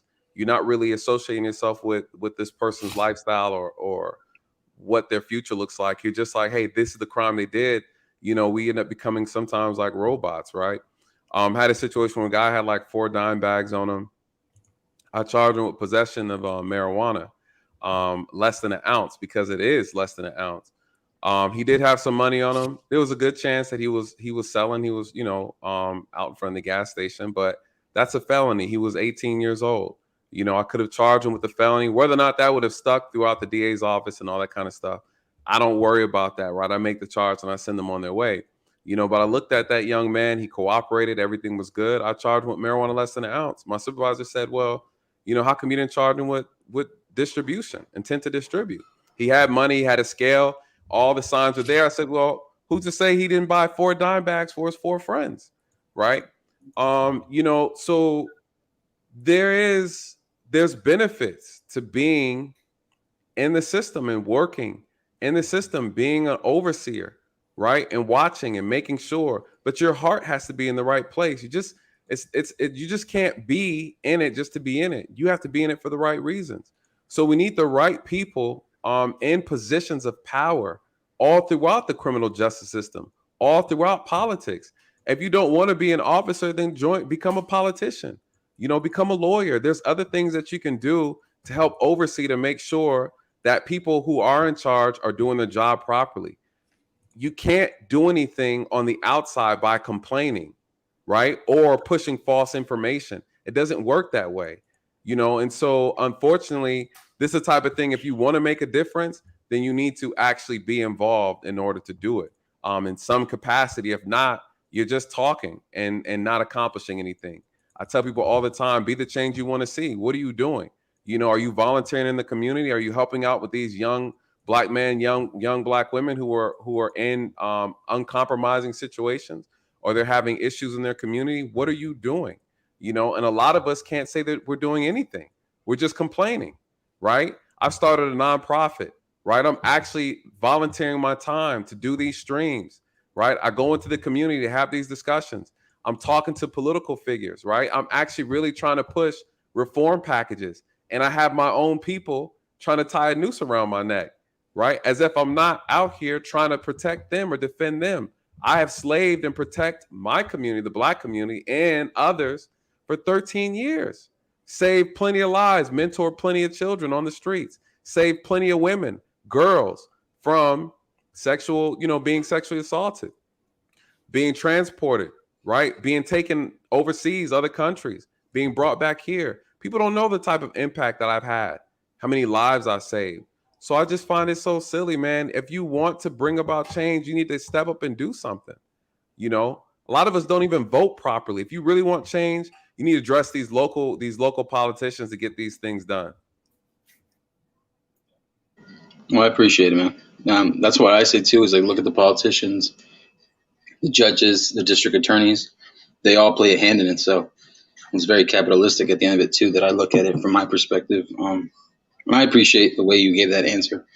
And I was just following Shushu's advice of just keeping it one question at a time. And I just want to appreciate the time that you guys have been able to give us a platform to speak on this kind of subject. So, but you can drop me down if you want. Keep me on backstage. Thank you, Marcus. Thank you, Marcus. I love you, Shushu. I love you too. Right. All right. Is there anyone else in the back? Please bring him up. And also, thank you for that, Shushu. Getting some order in here. That's you know right. What I'm saying? Okay. Right. But that's how it is. You're a co-host. I can't do all the work. Mm-hmm. You know what I'm saying? I'm sitting here. Law and order. We got to lay out the law and order. And what was the profession of your character in your episode of Law and Order? Oh, I played a mother. She was a lawyer too, wasn't she? No, I played a mother on it was another series I was on. Oh, you played a lawyer on that one. Okay, got you. But yeah, I can't do all the work. You got to do something. Mm-hmm. You know what I'm saying?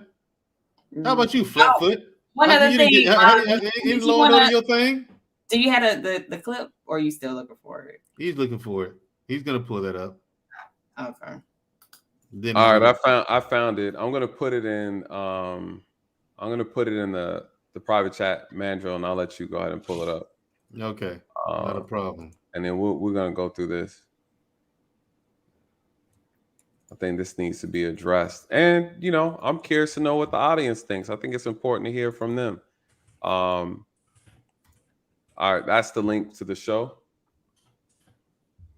And, you know, in this case that she was talking about involving a gentleman by the name of Otha Wallace, you know, his people came and sent me messages and said she didn't know what the hell she was talking about and that she doesn't speak for him and that everything she said was inaccurate. So again, the people who know him said that what she said was a bunch of crap.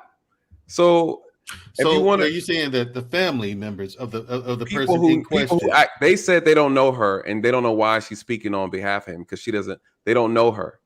They don't know her and she doesn't know what she's talking about because what she said on here, it brings to my point that I'm trying to say. And if people want to confirm that, you can go to the video that I did about the individual Otha Wallace and you'll actually see the statements in there. They said, hey, we don't know who that lady is. She doesn't speak for us.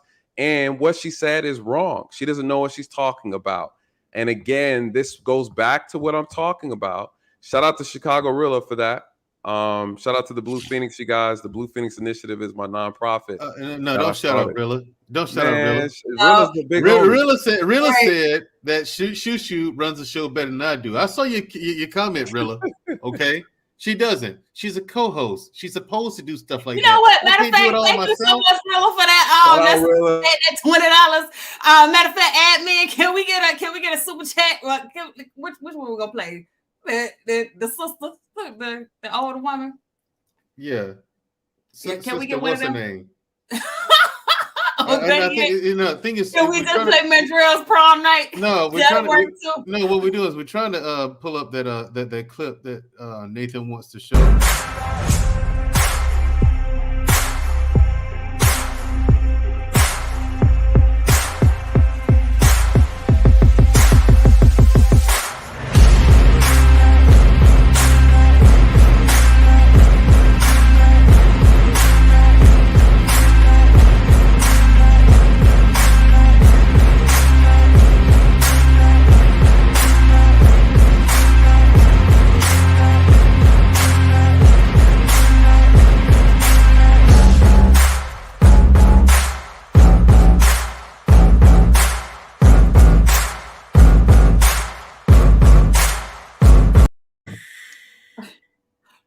Females having issues right now. I'm trying to get this clip rolling. Okay. Yeah, so you're gonna run the clip and share the screen. I mean, that's the way this works, but I don't know what's up because I tried to do it earlier, and it actually kicked me from the whole stream. I had to rejoin the broadcast. Oh. Wow. So I don't know what's going on here. You know what I'm saying? Didn't Black Man just do it? I'm looking for the exact timestamp right now to get to the closest part of the conversation, unless he pulled it up already. We got the clip up and we're sharing the screen now. So there's you, OG Patrice, Hakeem, Dunn, the Magic One, GQ, the Canadian boy Nigerian, New Growth. I ain't seen New Growth in a long time. I don't know where that brother's been. But yeah, where's the timestamp, bro? I remember this night too. I remember it well. That's Rihanna's father. He just started a entertainment company. Okay. Yeah. So when I say, you know, some of my connections are deep. Hold on, let me. I'm going through it now. It's a little further down when the conversation started. Okay, no problem. I'm going through it now. You guys can talk. I'm about to play through it just to see, and I'll get the correct timestamp. Okay.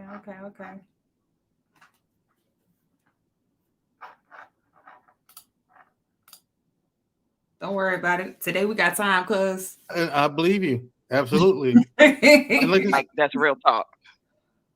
Now, New Growth, we haven't heard much from you tonight. You're in the comments a lot, though.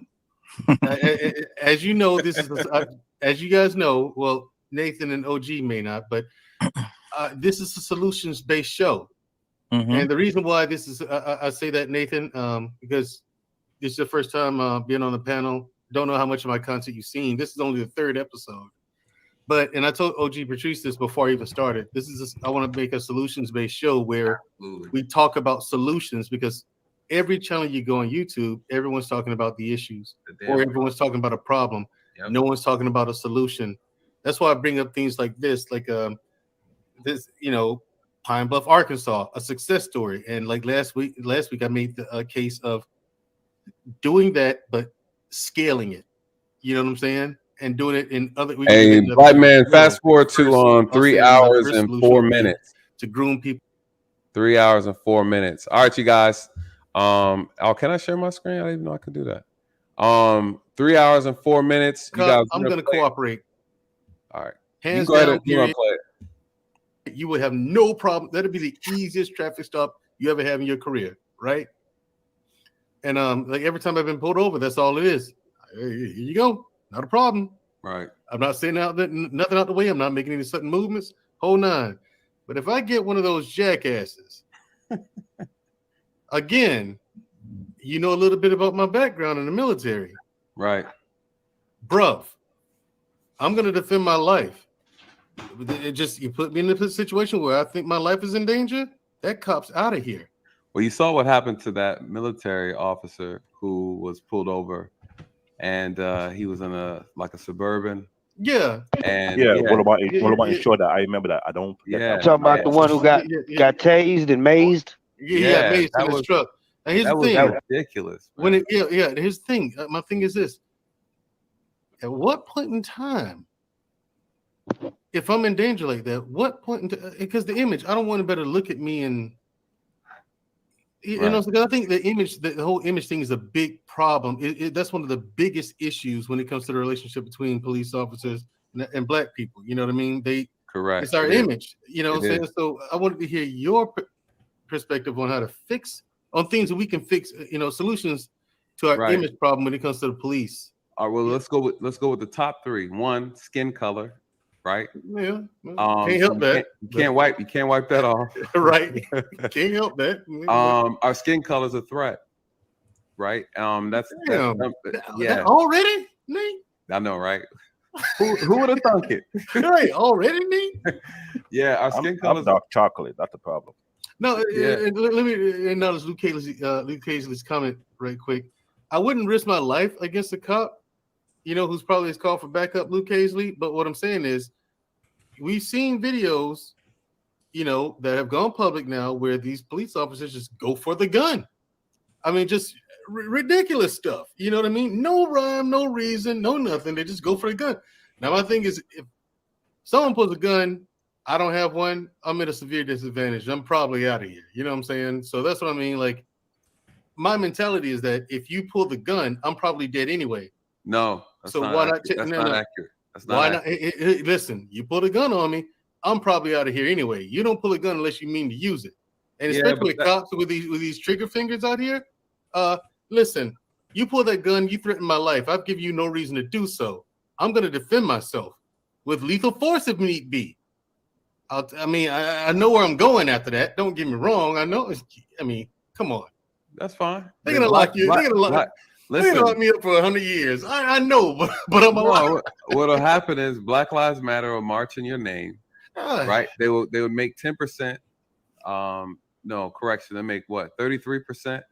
How much of the attorney fees are civil service? Is it 33%? I believe it's a lot. Yeah, it's around 33. So like 33, maybe 33 and a third, something like that. There we go.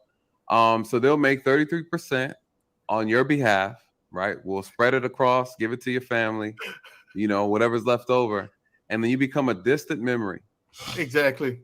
And don't forget about those ambulance chasers. Oh yeah, that's who made the 33%. Yeah, that's who made the 33%. Yeah, that's who made 33%. Exactly. Nothing is gonna happen at all. These ridiculous, non-existent organizations. The problem is the media has taught you to be afraid, right? People's anecdotal experiences have taught you to be afraid. I think what people don't realize is that when people have bad outcomes with the police, they only tell half of the story. Now, there is a percentage where the officers are just completely wrong. There's no way around it. They're absolutely wrong. We've seen that with Kim Potter when she was, I don't know what she thought she was doing, but she pulled her gun and thought she had her taser when she shot and killed Dante Wright. You have a situation like that. That's based on pure, reckless, untrained, pathetic officers. and they are sprinkled all throughout this country. It is always in our best interest, if you're being placed under arrest or you're being told what to do, that you follow instructions. It's just that simple. I've only seen maybe 1 or 2 videos where someone was not resisting arrest and ended up getting shot and was wrongfully shot by the police. I've seen several. I've seen several. Right, George on Floyd video. Yeah, yes, several. Listen, I'm a First Amendment auditor, and that's what I do. We hold police accountable. So I've seen it all. I've seen it all. I have a channel dedicated to that. You need to come on my channel so we can talk. Yeah, I know that's what I've been wanting to do, is hook up with you for the longest, man, because I value your point of view. I value your perspective, just simply because you're a black man. And like I told you the last time we was on the panel together, I don't like police, but I like you. Oh, that was you. I remember now. My brother said the same thing. But the conversation has to be had, right? It does. And I did an interview with a friend of mine from the academy, and we talked about some of these things. And there are a lot of issues that need to be addressed on the police side. There's no doubt about it. What we can't argue is, if you come across, and you can speak to this, Don, you come across an uneducated officer, you come across an officer with an ego, you come across an officer that's ignorant, right? It is in your best interest to follow instructions. See, Don's a First Amendment auditor. If he comes in contact with an officer who doesn't know the law, if you resist that officer in that moment, you open yourself up for a world of problems, hurt, whatever. Yes, there's a check at the end of the rainbow if you don't make it to heaven first. Right. Yes, if you make it through, yeah. Right. It's not worth it. It's comply to survive. Then you come back and you fight the battle afterwards. This is the information I tell my loved ones, my nephews. I don't have kids yet. I'll be telling their ass the same thing. You comply to survive. Then we come and we fight the battle afterwards.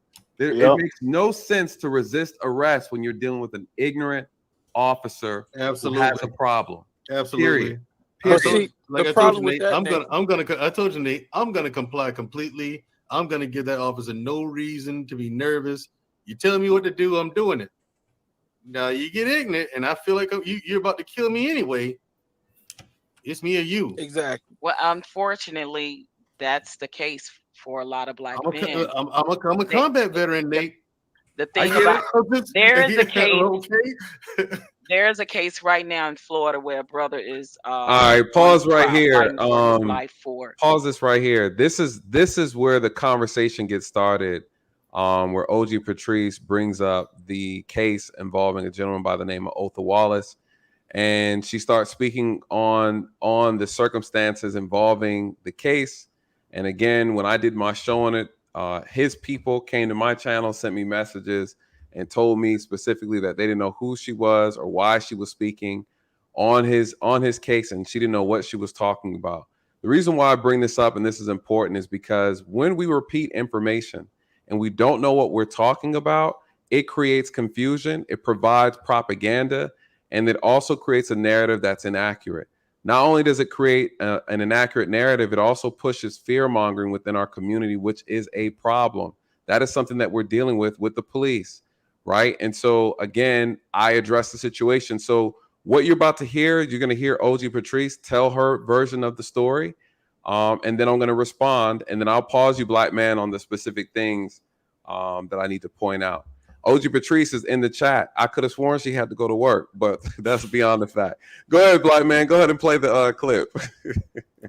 Deleting a police officer, and he was part of the they were the militant. No, they were the militant group that was protecting the protesters. That was marching when Breonna Taylor was deleted. Mm-hmm. And so the police were in hot pursuit on them. And so this guy had got off work, sitting in front of his house, just sitting in his car before he goes up to his apartment, married man with children, protecting the people that are out there protesting. Police officer knocks on his window and asks for asked what he was doing, and he said, I live here. I'm getting ready to go up in my apartment. What's the problem? And the police officer, proceeded to ask him for license plate. He's like, I'm not driving. What do you need it for? I'm literally parked, getting ready to go into my apartment. And this is what his camera, the officer's camera, shows. And it shows all of that, and it shows him asking to get out of the car. He was like, for what? And then an argument pursued it, and he stepped out the car. An argument pursued it, and then it didn't show anything else. The only thing we could hear is tussling, and then the gun went off. The officer ended up passing away. He fought for his life for many minutes. So the guy is saying it was self-defense. He made a decision that I guess he wasn't going to be a hashtag by being another black man that gets deleted by a police officer when he was sitting in his car in front of his house minding his own business. And it's in Florida. You guys can look it up. The guy, his name starts with an O. Ortho or whatever. Or Orsol something. Ortho, I think it's Ortho. Ortho something. Yes, yeah. In Florida. The case is in Florida. So these things are happening. It's unfortunate that, in my humble opinion, the quote unquote good cops are still being they get labeled bad cops too, because unfortunately they are in a corrupt system, and then they get in the system, and then they see things, and they continue to keep the blue code of silence, because in fear of losing their job, in fear of retaliation, in fear of no one coming to back them up if there's a call, and things of that nature. So unfortunately, the whole system is broke. And in my humble opinion, reform doesn't work. It never have. We've been reforming the criminal justice system. We've been reforming the police system. We've been reforming the prison system. Reform doesn't work. To me, it needs to be a whole destruction of it and a whole rebuilding of it. It has to be new strategies put in place, better training, mental health training for officers, and all these things, because we are losing lives of innocent people, men and women, for these things. Now, that officer's life wouldn't have never been taken had he just mind his own business and let the man sit in his car that wasn't doing that. But because he was a black man sitting in his car minding his own business, obviously he wanted to delete that man, and that man said, "Not today, not me." Okay, slow down. Slow down. I'm just saying. That's the issue. That's the issue. That statement that she made right there, I addressed it and I called it out. And I said, that is an ignorant thing to say, that because he was a black man sitting in his car, the white officer wanted to kill him. This is not a joke, you guys. It's not a game. I take this very seriously. I did the job. So when I hear someone from our community say something like that, I have to address it.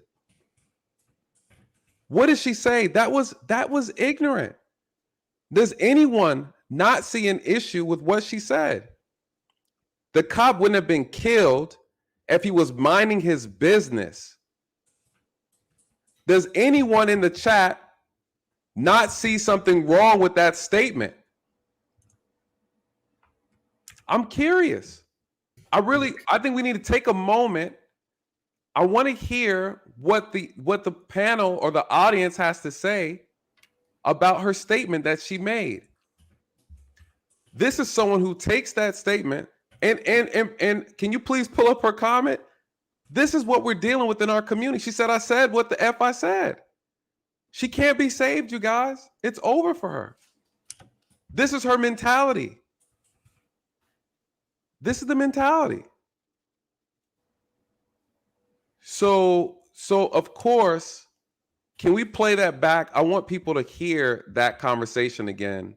Can you play it back about what? Maybe 10, 15 seconds? I think we need to let it soak in to understand why I said what I said. Yeah. And that man said, not this.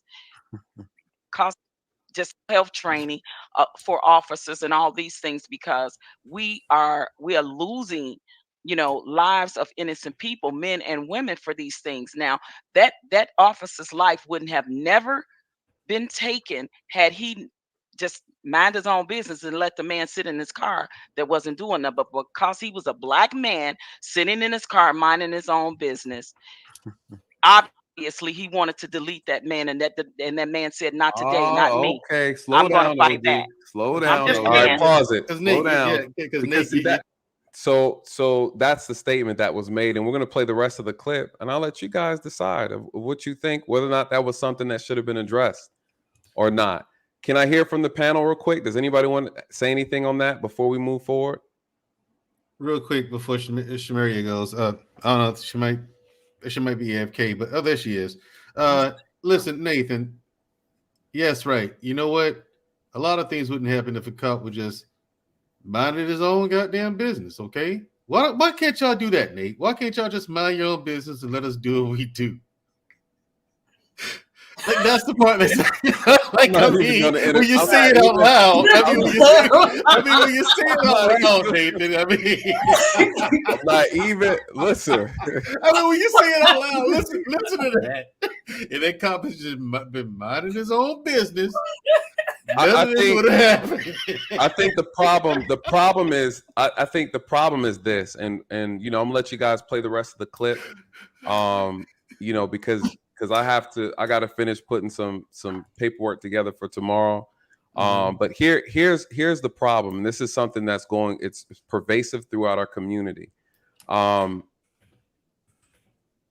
wise man once said that being able to talk is not a form of intelligence.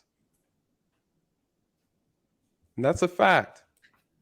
Just because you can speak doesn't mean you're intelligent.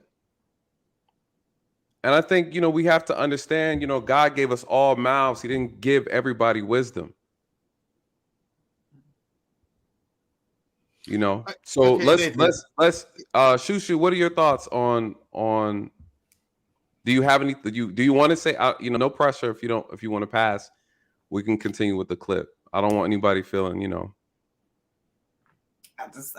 I agree with Mandrell. How dare that cop say something?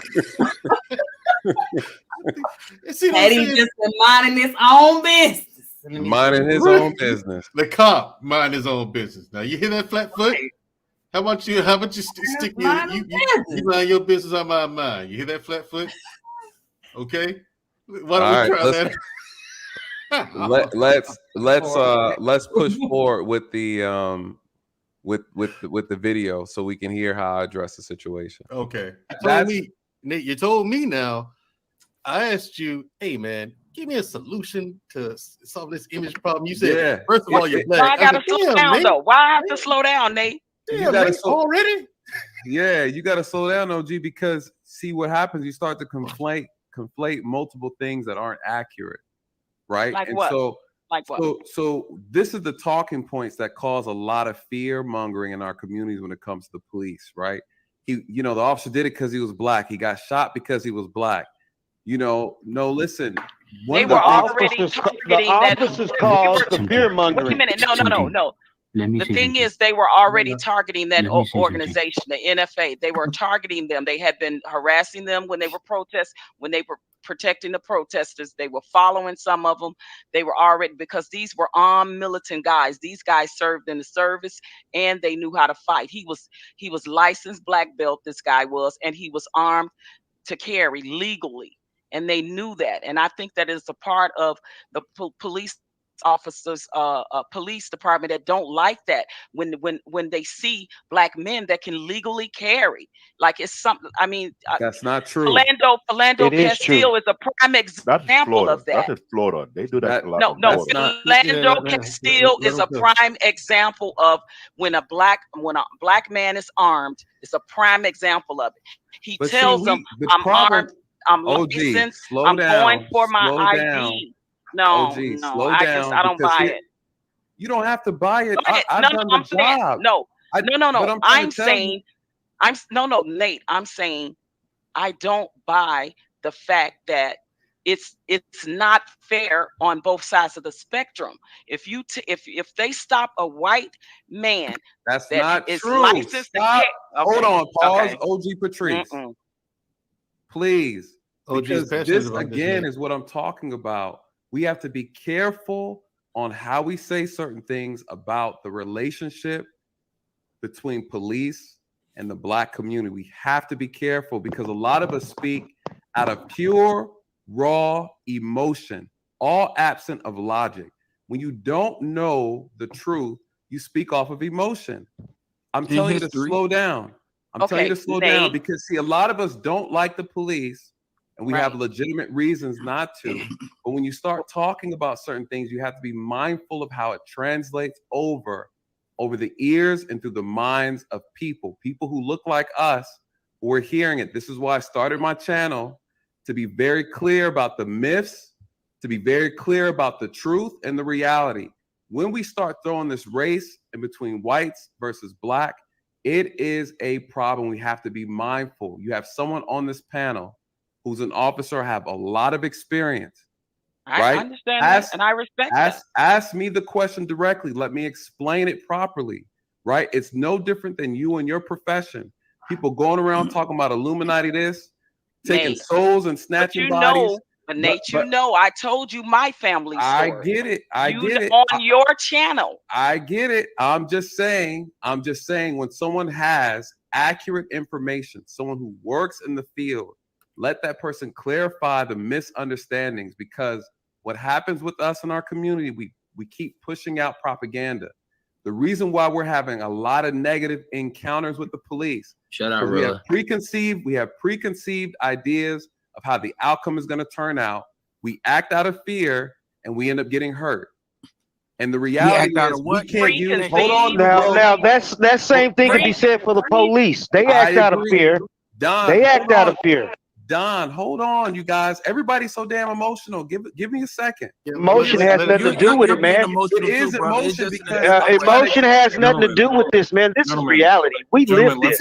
We see it. I get it. Let them talk, because everybody up here got more experience than I do when it comes to Nate, honestly, I want you to listen. I have police follow me all the time, so Don, I can speak from the truth. Don, and no, listen, they don't know what I do. Listen, they don't know what I do. All right, so here's the thing. Who wants to talk about? So, Black Man Unfiltered, if you could put that link in the chat for people to watch the remainder of that. We kind of went back and forth. For the most part, that's the gist of how the argument started from the discussion. The original topic was about Black image, and I was referring to how policing is interpreted through the Black image. We touched on that a little bit in this discussion as well on this stream. That is the clip. I'll let you guys to decide how you feel about it. You know, you could take your own personal interpretation. All I can tell you is what my job is, what I decided to do, what I volunteered to do, is to bring insight and transparency to a profession that many people will never experience. I'm not going to go in an operating room and tell a surgeon how to stitch an artery together when I never had the experience and I don't have the training.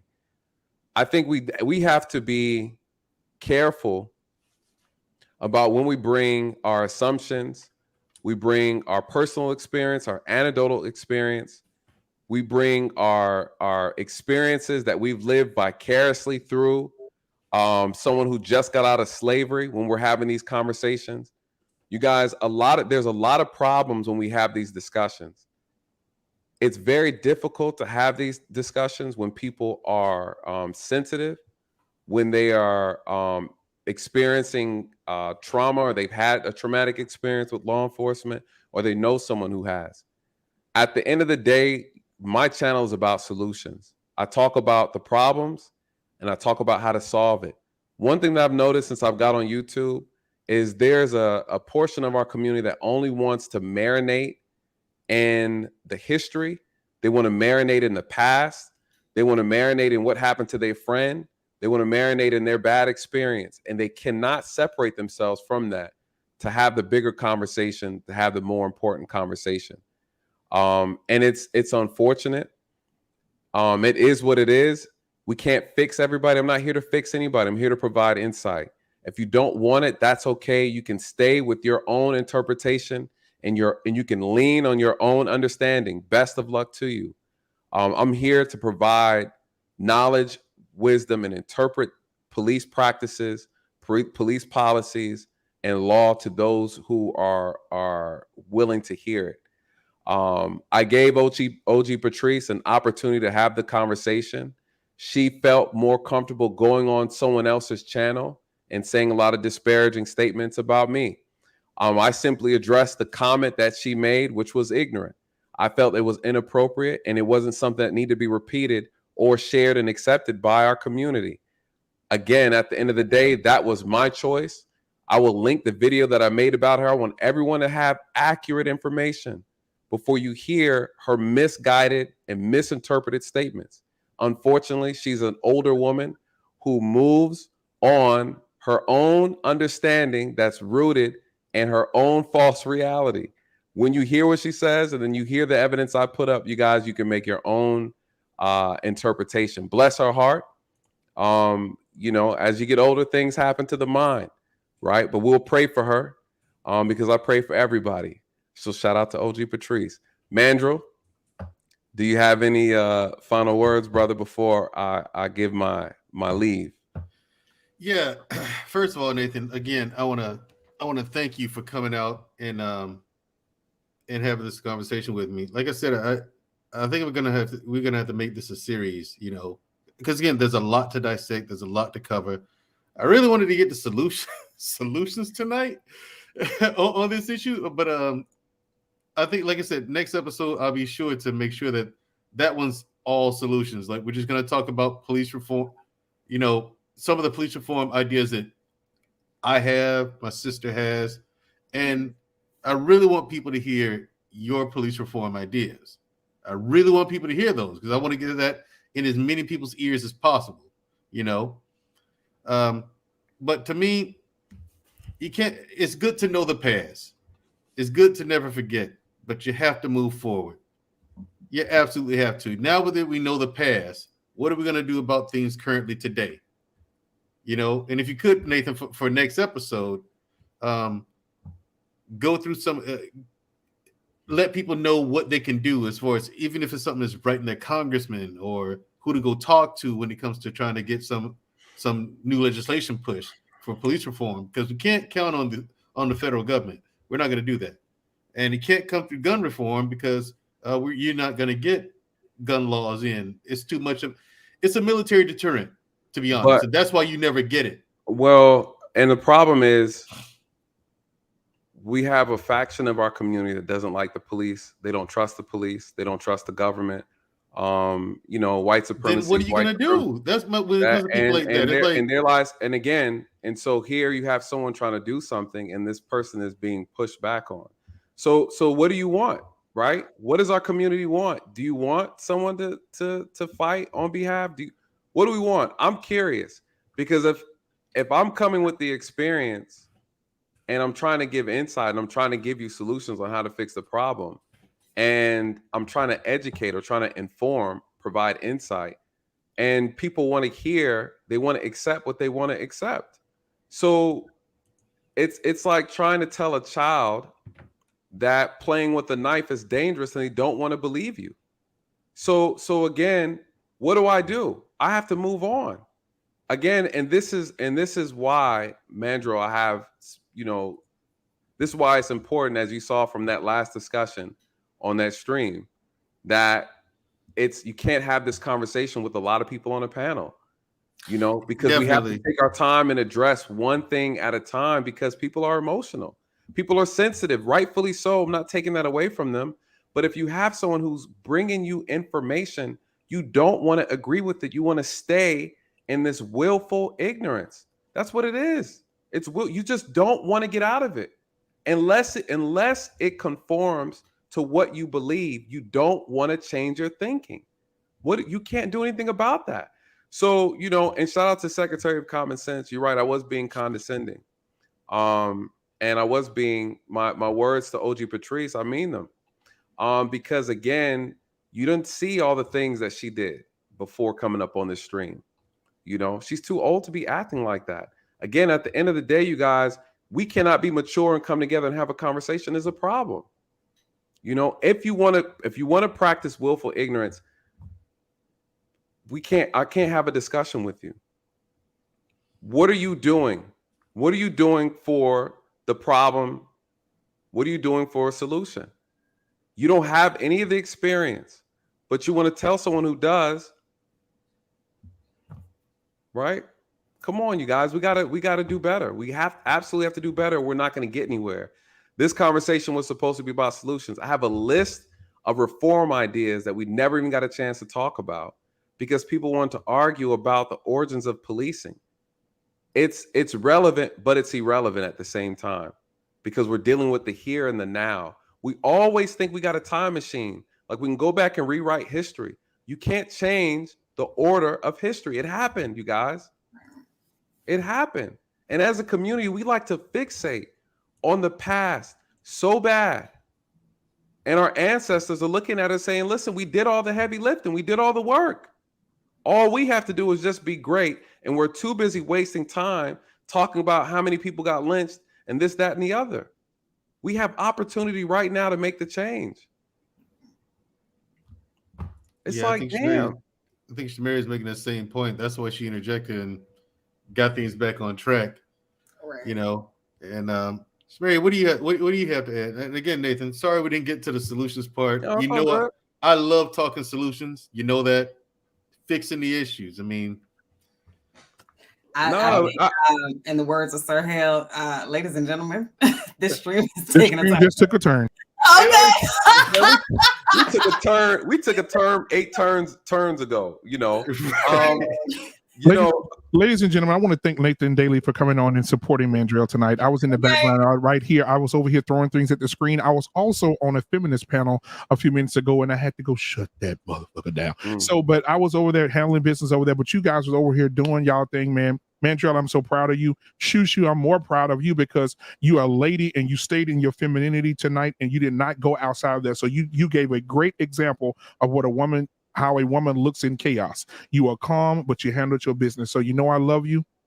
And and you're my girl, Mandrell. I love you. You're my big brother, Nathan. I love you, man. And even through chaos, Nathan gonna give you some type of I can't. But anyway, so thank y'all, man. I appreciate them. Go ahead and let y'all finish up, man. I just had to come on and give you guys our flowers, while you are on, man. And guys, if you haven't given these guys a cash app tonight, they deserve to have a cup of coffee tomorrow on y'all ass for giving y'all this entertainment. Look at the bottom of the screen. Support Mandrell and Shushu today. Cash app. Look at y'all see it. PayPal right there. If you ain't got time to type in your PayPal, go to your damn cash app and break them off. All right, Nathan Daley, please go over and subscribe to his channel because he's giving out some information that you need, and a lot of people don't want to hear him give out that information. All right, Mandrell and Shushu, y'all doing an amazing job. Y'all are truly unapologetic. See y'all in the back. Peace. Peace out, Black Man. Yes. Shout out to you guys. And one more thing. Nathan, can I get you to do your famous line, cuckoo-ca-choo, just one time? Cuckoo-ca-choo. It's like people keep saying it's just a random thing. Cuckoo-ca-choo. Who would have knew, right? I'm good. Have a good night. This whole conversation. Yeah, Black Man better leave my brother-in-law alone. Oh my gosh. Hey, listen, we know one thing at the wedding. Hey, I don't mean to keep interrupting, but we know one thing. With Mandrell at the wedding, we know what it's going to look like.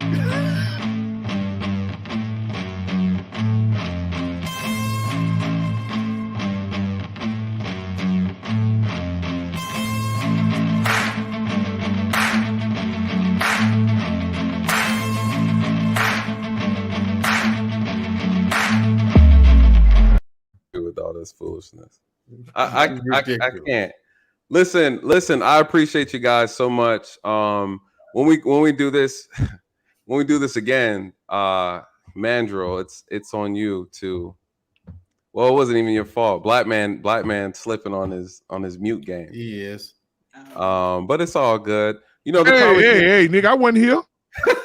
That's the problem. I told you I was over there somewhere else. That's the problem. We need to give Mandrell the master controls. But you know what though? Sometimes people don't need to get muted. Sometimes people need to get checked. No, sometimes people also need to be muted. No, I ain't never muted nobody since I've been on, bro. And I didn't have people cuss me out. I get it.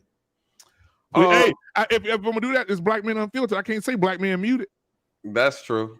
That's true. Yeah. But That's true. That's true. Well, my next guest appearance. Look, we need to give Mandrell the operating control so he can make sure he can drop people on site that come up here and act. Shout out to OG Patrice though. The reality is the conversation needs to be had regardless of how we feel about certain things. I did take an issue to the statement that she made, and I think what a lot of people are missing, unfortunately, is I've served our community extensively, and you guys don't get to see the reactions that I see every time I have to deal with a young black man or young black woman. You don't get to see that raw emotion, that anger or that fear that's rooted in something that someone else told them. When you start asking them questions about, well, why do you feel this way about the police? Well, I heard on the news, or, my uncle told me this, or, my friends told me that. And I said, well, why are you afraid when I came up here just to tell you, to help you with your flat tire, right? There are people in our community that are truly afraid and think they're going to be killed every time they get stopped by the police. When they ran a stop sign, we're talking about people who are not criminals. They didn't commit any crime. You have educated black men and women who believe in that, who truly believe that. So when I hear people make statements like that, it fuels the fear mongering, and then they act out and they get hurt, right, by the police. So I just tell people this is a passionate subject for me, again, because I've done the job. I see the back end of it.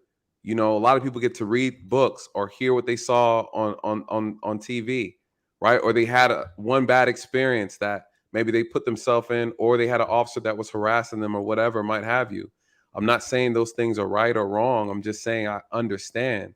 I'm just saying we have to be careful with how we put out information, because people believe it. And a lot of times people are biased. I have criminals tell me that they hate the police. Of course you do, right? Shout out to Jay Prince. We had a conversation about his experience with the police. And he was like, I've been arrested 33 times. I don't like the police.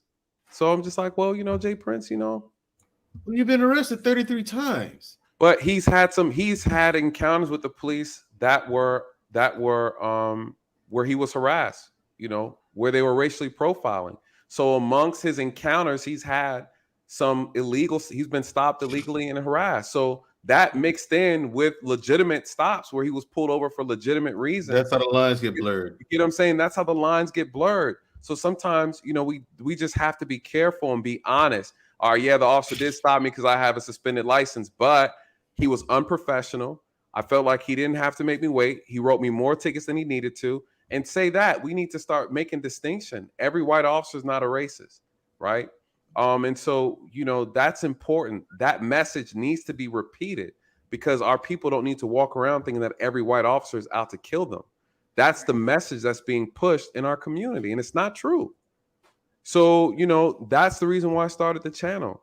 And again, I get the most pushback from the people who look like me. So make it make sense, but I'll put on the cape once again. Save those who need saving. Shout out to OG Patrice. We're going to have the conversation. We'll have a legit conversation, OG Patrice, respectfully. And I will bring up the information that you talked about, the information about reparations, and we'll clarify. I want people to see the actual things that were stated. And, unfortunately, certain things that you said were, you misinterpreted them with all due respect. And I think I'm extending another courtesy to you to have the conversation. I believe it's important. I think it's important for the people to see that. If you're going to dislike me, I tell anybody, dislike me for the truth. Don't dislike me for the lies. And at the end of the day, we keep it real. But I'm not going to let anybody make any disparaging comments about me when they're grossly inaccurate. So with that being said, Shushu, I appreciate you. Thank you for providing some great insight tonight as well. Sorry, you guys, we didn't get a chance to really dive into the solutions. Moving into the next discussion, Mandrell, we'll do one at a time and we'll keep it. Lesson learned. Lesson well learned. It's all good. It's all good. It's a learning process. Well learned. But good discussion nonetheless. I think everything happens for a reason. Everything came out the way it needed to come out. I think it was a great discussion just in general. And, you know, we're all passionate. We all want things to be fixed. At the end of the day, we all want the same things. We might look at we might be climbing from different sides of the mountain, but we all trying to get to the top, right? And I think we need to remember that we are not each other's enemy. I just have a different experience and a different insight. You guys, listen, I've almost been arrested too, right? I've ran from the police too, right? I have police encounter stories too. You know, I don't want people to think that I'm so far removed from a situation. I just decided to do the job and be good at it. And do it for the right reasons. And we need more people with the right heart and the right integrity to do the job.